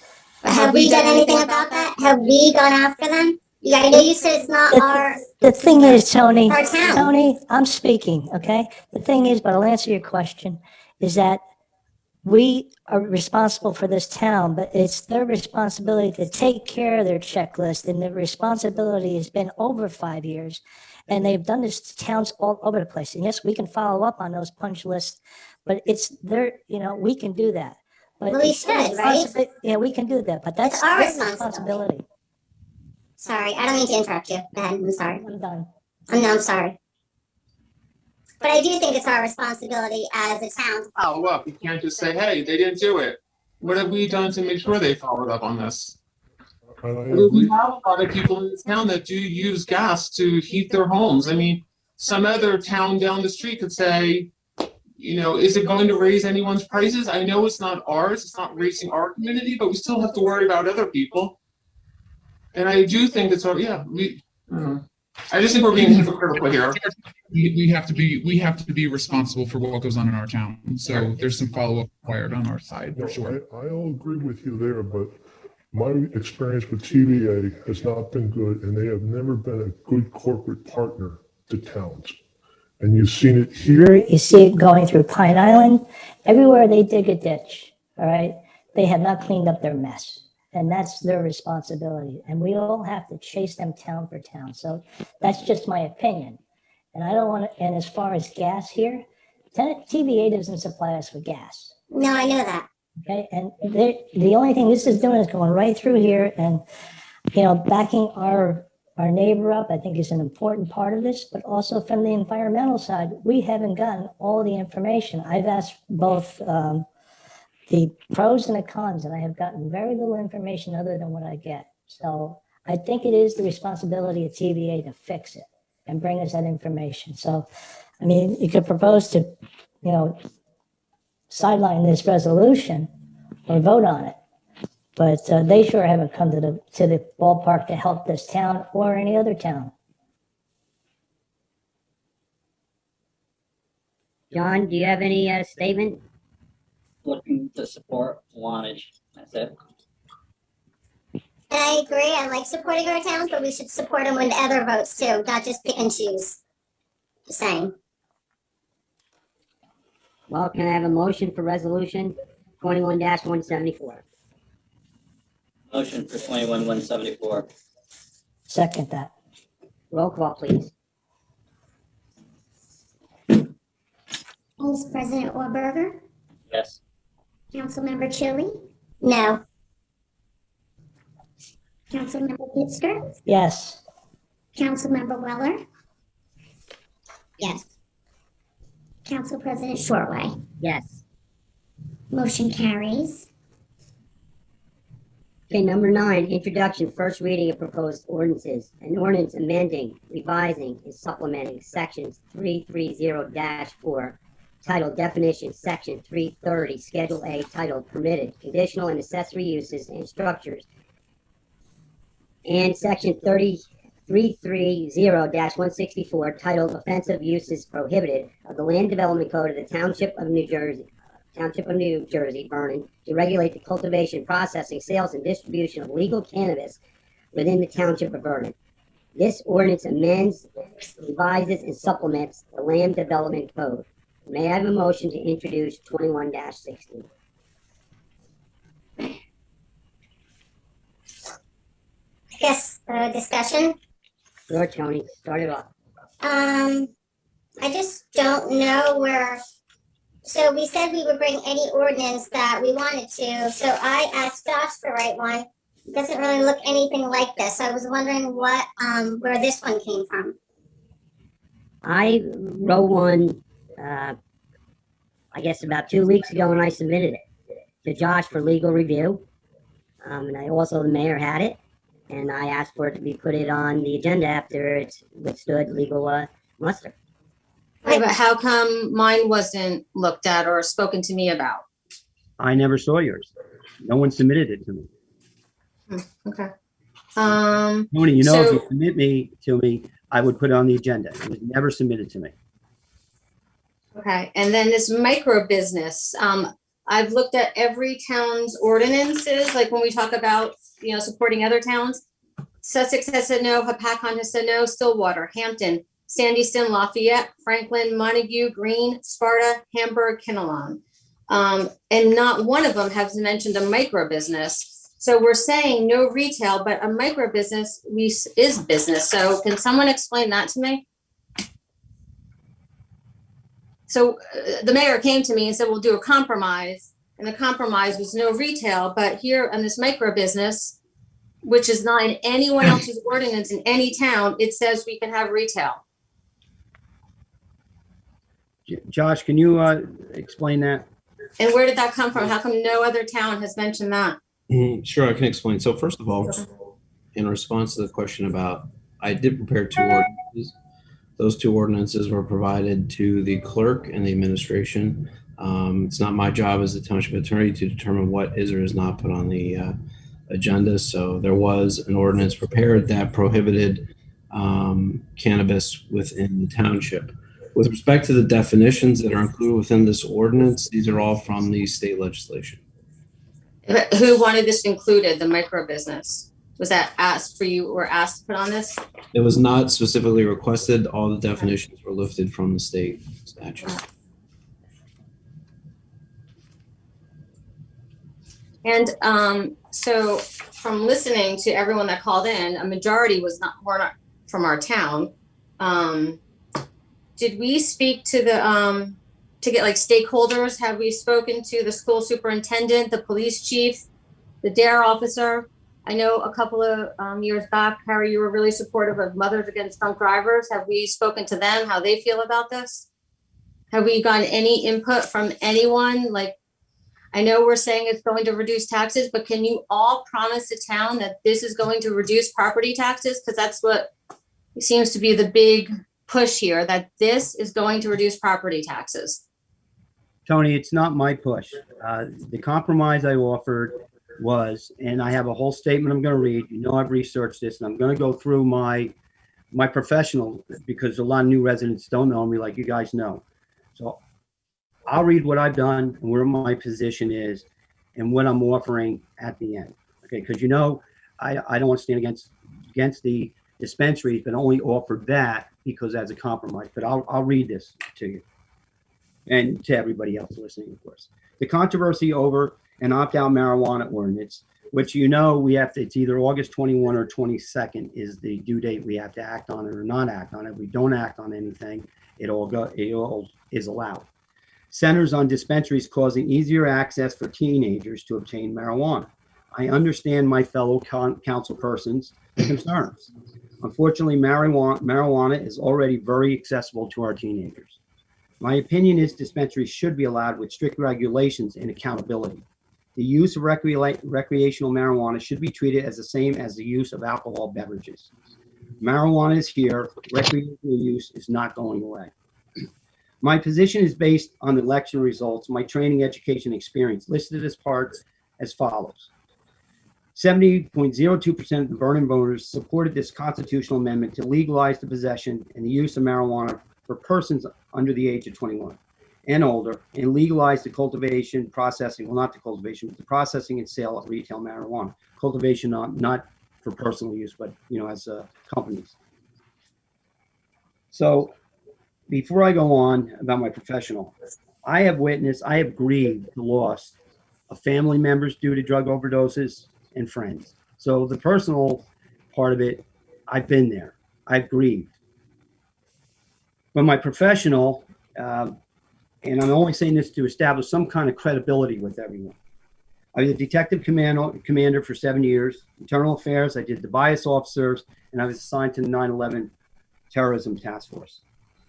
I was also an instructor of arrest, search, and seizure for 17 years at the Bergen County Police and Fire Department Academy. I assisted, initiated, or supervised the arrest of approximately 414 people for violations pertaining to illegal drug possession and distribution of controlled dangerous substances, commonly called CDS. I was granted 112 search warrants directed at the seizure of controlled dangerous substances, instituted department procedures to standardize the handling of juvenile matters. I was a national school resource officer, and I'm also certified as a police training instructor. I also created the Youth Esteem Strategy Program for West Milford, where I was a police officer, and we were to identify and help at-risk youths and their families. My colleagues and I, and I'm talking about my career as a law enforcement officer, and I took an aggressive approach to enforcing the 1993 statewide narcotics action plan to mobilize the state's enforcement assets to identify, investigate, prosecute, convict, and incarcerate narcotics criminals at all levels of the distribution chain. Most of them were users. We even put an undercover agent for almost 4 months in the high school, posing as a student. If my figures are right, and it was a long time ago, I realized we identified 66 kids using it and almost a dozen young adults selling there or actually dealing in the school. We attempted to identify and force people with CDS addictions, including numerous juveniles and young adults, into counseling, rehabs, and if necessary, incarceration as a last resort, depending on the individual's situation. But what I witnessed, and I agree with our Attorney General, we're not going to wrest our way out of this abuse, control, dangerous substance problem. We've seen it. Money spent on investigations, prosecutions, incarcerations, probations, parole for simple possession and use of CDS would be better spent on education, counseling, rehabilitation, and drug recognition experts. The 2% tax generated from dispensaries should be used for education about drugs and DREs. And not only drugs, but I'm also talking about nicotine and alcohol. It's time to put an end to the war on drugs and funnel money away from arresting and jailing low-level offenders and toward public and mental health programs. So I'm not looking at it as just tax revenue. I'm looking at social aspects of this problem. New Jersey spent $11 billion arresting, prosecuting, and incarcerating people for drug crimes such as the use and possession from 2010 to 2019, according to a report by the Drug War Coalition in conjunction with, and I know they're left of it because someone criticized you, Tony, for using, I think it was you, Tony, some right conservative. So I tried to go in the middle, so I want to let you know that organization, to be fair and be perfectly transparent with you guys. Think Tank New Jersey Policy Perspective. Despite all the money spent on arrests and prosecution of drug crimes, overdose deaths exceeded 3,000 in 2019, more than double that they were in 2012. Between 2010 and 2019, nearly 20,000 New Jerseys died of drug-related overdose. And I'll post this all on Facebook with my sources because I know the fact checks are going to come out and I welcome that. I read countless articles and studies regarding legalization of marijuana. I also considered editorials, including the Star Ledger editorial board. They've seen like that prohibition of the alcohol in the 1920s, our war on weed is nonsense and destructive. It's an extraordinary waste of law enforcement resources and a boon to the criminal black market. We are long past the tipping point on this, with 2/3 of voters now backing legalization. Now, I wasn't a DARE officer, but I supervised DARE officers. And I think DARE really, in the 1990s, we've actually gone to different drug education in our schools. Gateway drugs are substances that, when consumed, give way to harder, more dangerous drugs. I'm defining them now because a lot of different people have different definitions. These milder substances, such as nicotine or alcohol, are believed to open the door to drugs such as meth, heroin, and cocaine, which can lead to addiction. I do want to put in here that when I was a cop, it was mostly crack we were dealing with. Cocaine and heroin was just really coming on the scene at an alarming rate because it was cheaper and easier to get than the other powders. Marijuana, alcohol, nicotine, and other gateway drugs boost dopamine levels, which increases pleasure. The dopamine boost caused by gateway drugs during adolescence brain makes the brain release less dopamine during adulthood. This leads people to seek harder drugs that cause more dramatic dopamine releases, according to the gateway drug theory. Since 1980s, educationers have warned students about the dangers of gateway drugs. National anti-drug programs such as Drug Abuse Resistance Education, DARE, specifically outline the consequences of 3 potential gateway drugs. They are marijuana, alcohol, and tobacco.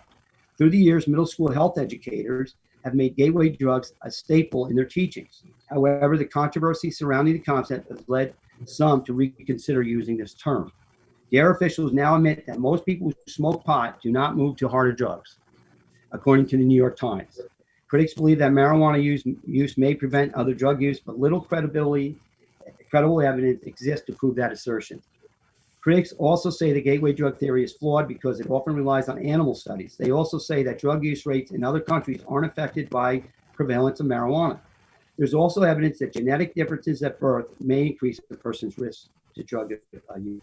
Additionally, it's been known in the scientific community for nearly decades that most drug users begin with alcohol and nicotine before marijuana, usually before they are the legal age. In the sense of marijuana use typically precedes rather than follows initiation of other illicit drug use.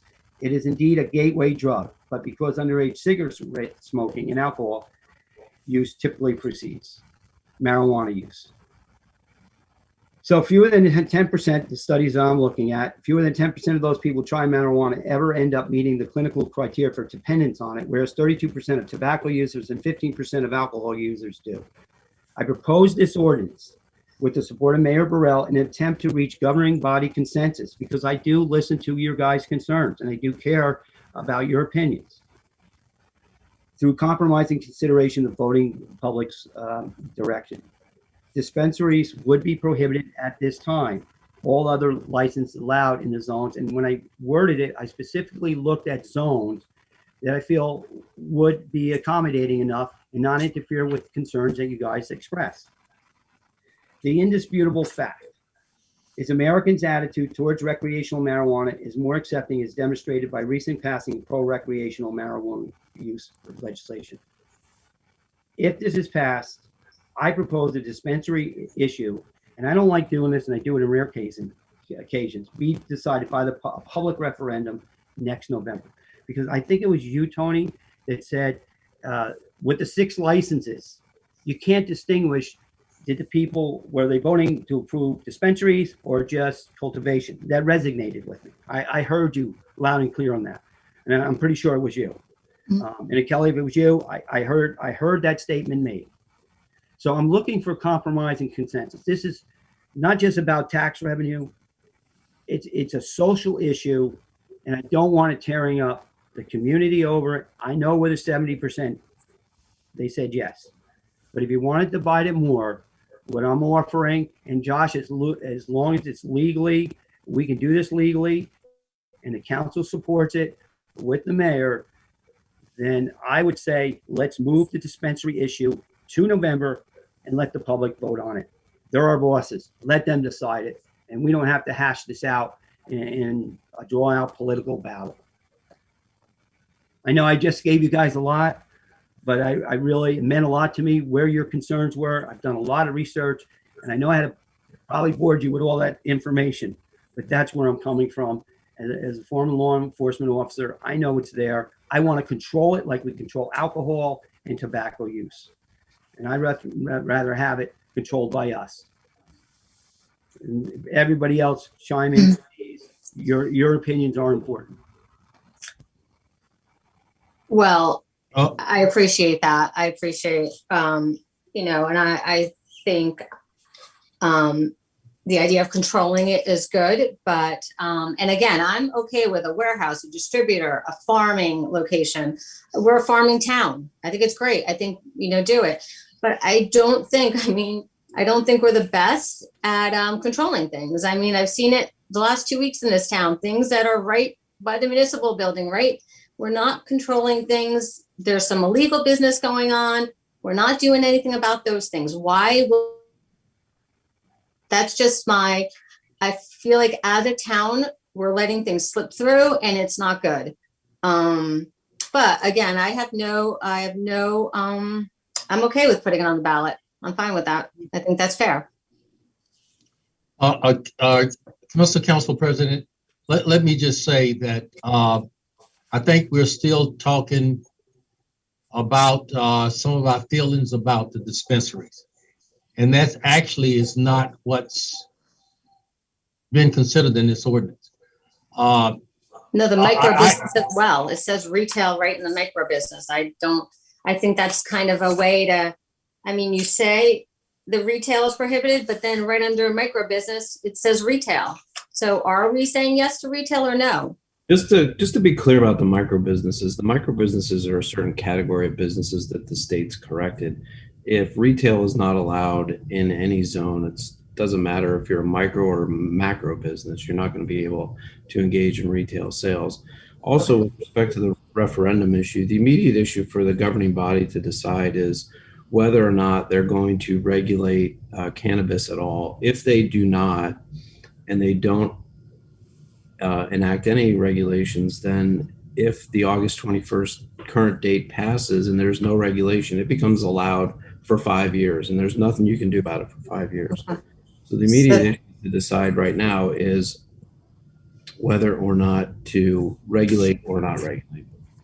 And let me just say, because of the fact that I was the one who reached out to both Council President Shortway and Councilmember Chili to try to create a compromise. Because it seemed clear to me that the one issue on which there was disagreement was on the retail sale of the dispensaries. Warehouses, farming, those different kinds of facilities, you could pass them, you wouldn't even know that they were there.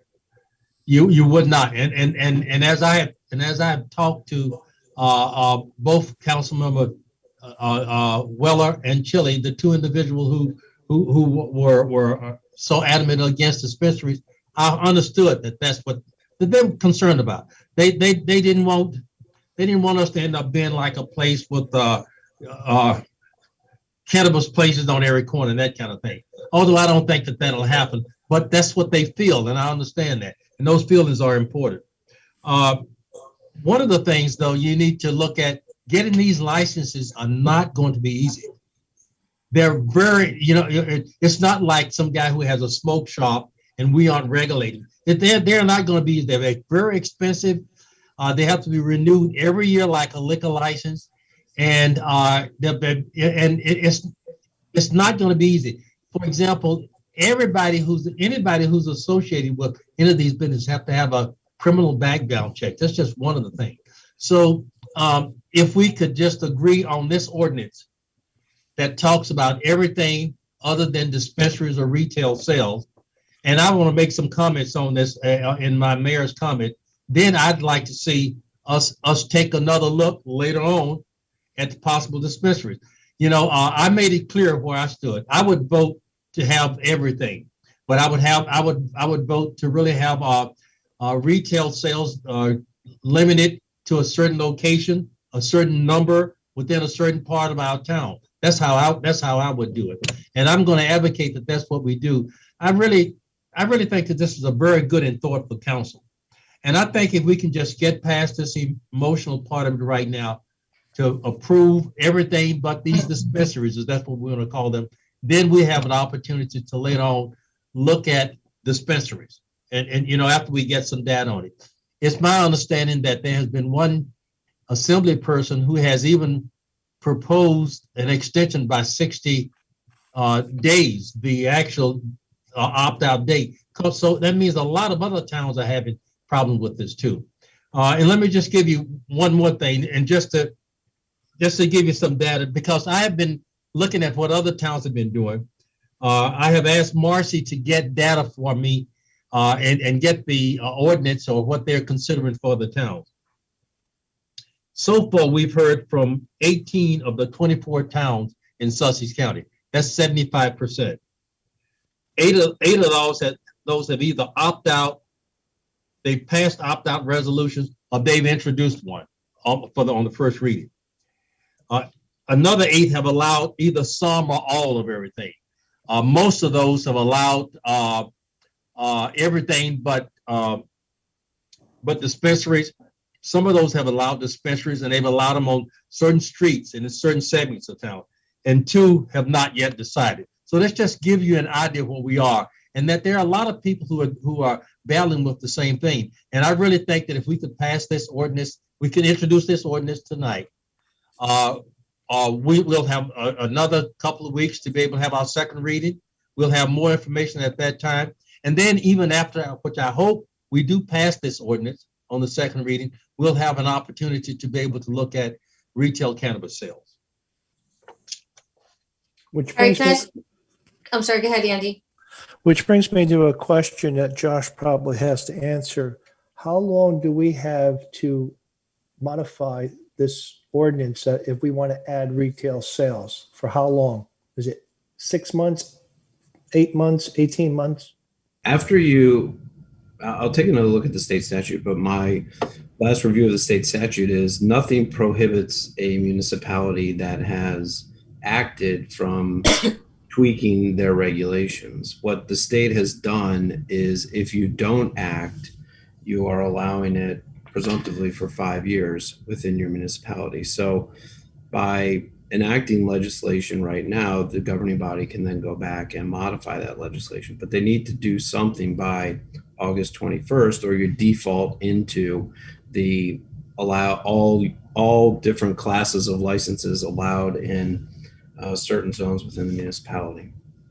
Well, that's good, because the proposal that Harry spoke about, we've spoken about in a couple of ways, is either put it on the ballot for the people to vote on in November, or let's bring this up as a separate ordinance and bring it up later in the year. But I do like the idea of letting the people have one more vote at it. I think that's a really good idea. Thank you, Josh. You're welcome. Harry, my question, because I think, so it says no more than 3 of each following uses shall be permitted in the light industrial zone. And then it spoke about McAfee Village and the north side of property.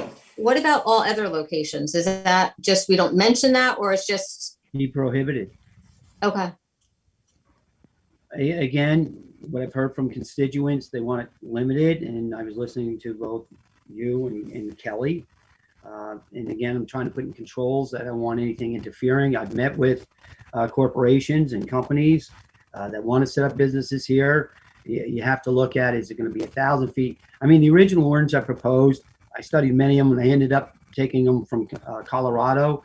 It was like, not that quantity means a lot, but it was like 5,500 words. And I probably went overboard, and the state would probably not allow some of the restrictions I was looking at.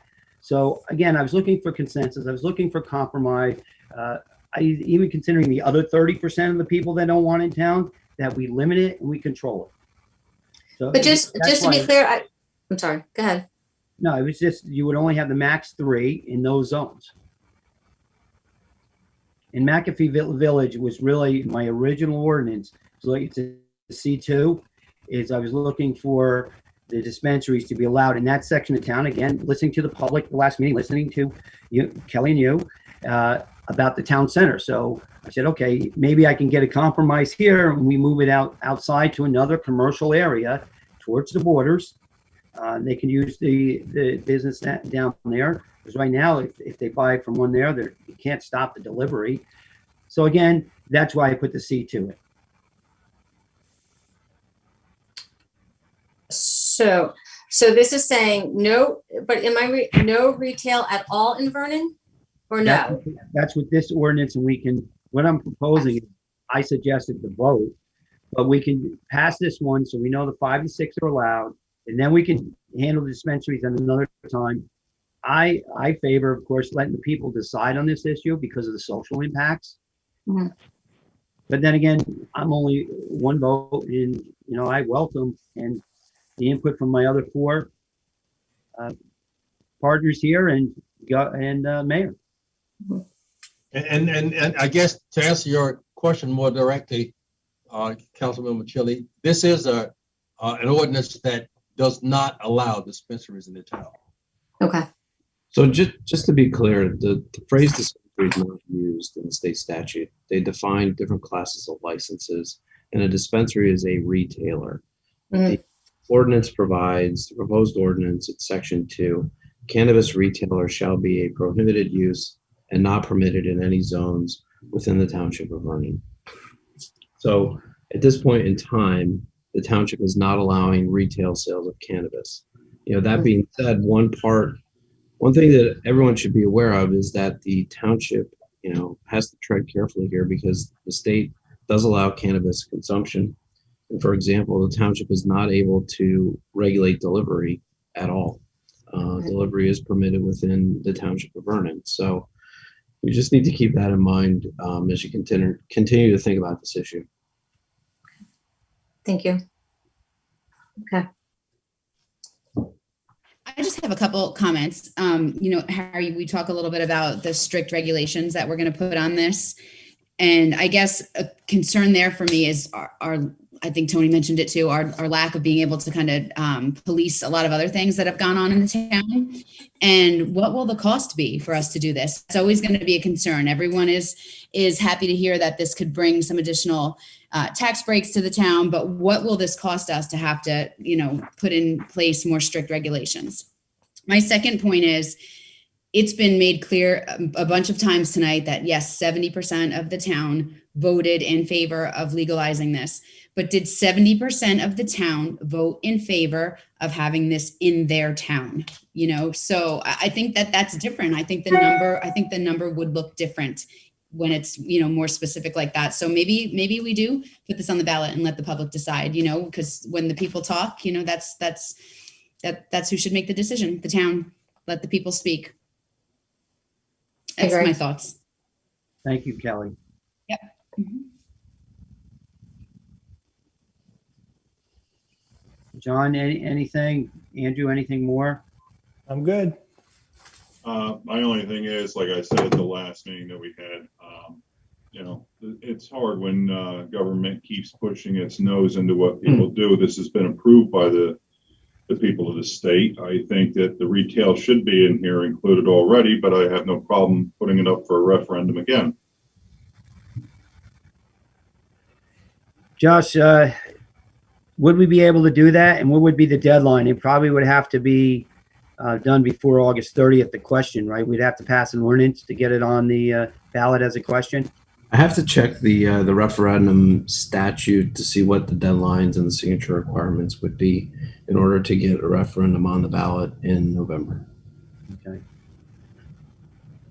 I know we had a lot of discussion about that with the open space money, so that's why August seemed to resonate with me. So it's going to be some busy work in the next several weeks.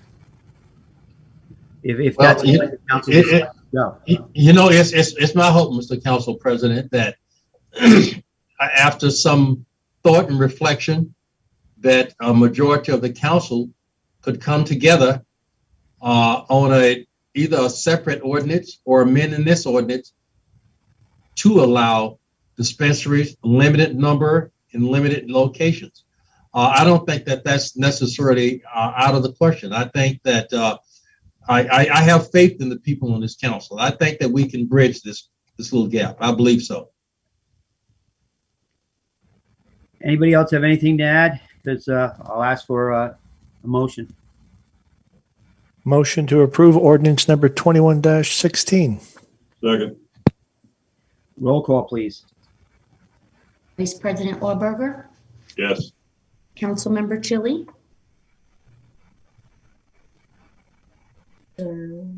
Yes. Yes. Councilmember Pitzer, Yes. Councilmember Weller, Yes. Council President Shortway. Yes. Motion carries. Okay, moving forward, thank you for that discussion too. Finishing that debate, however you want to do. Thank you, everyone. Okay. Ordinance 21-17, That's enough of ordinance that. amending and supplementing ordinance 20-08. We are out of here. Thank you, Vernon. They want to revote in Vernon. Revote. They don't like the first vote, so let's revote. Revote. We don't like the first one. We're going to do it again because people didn't vote for that. They voted for cannabis to be legal, but they don't want to have access to it. Why would they want access to something like that? They just want it legal. Let those other people have access. People in Vernon don't want to use it. They just want it legal. They don't want access to it. That's what I have to say.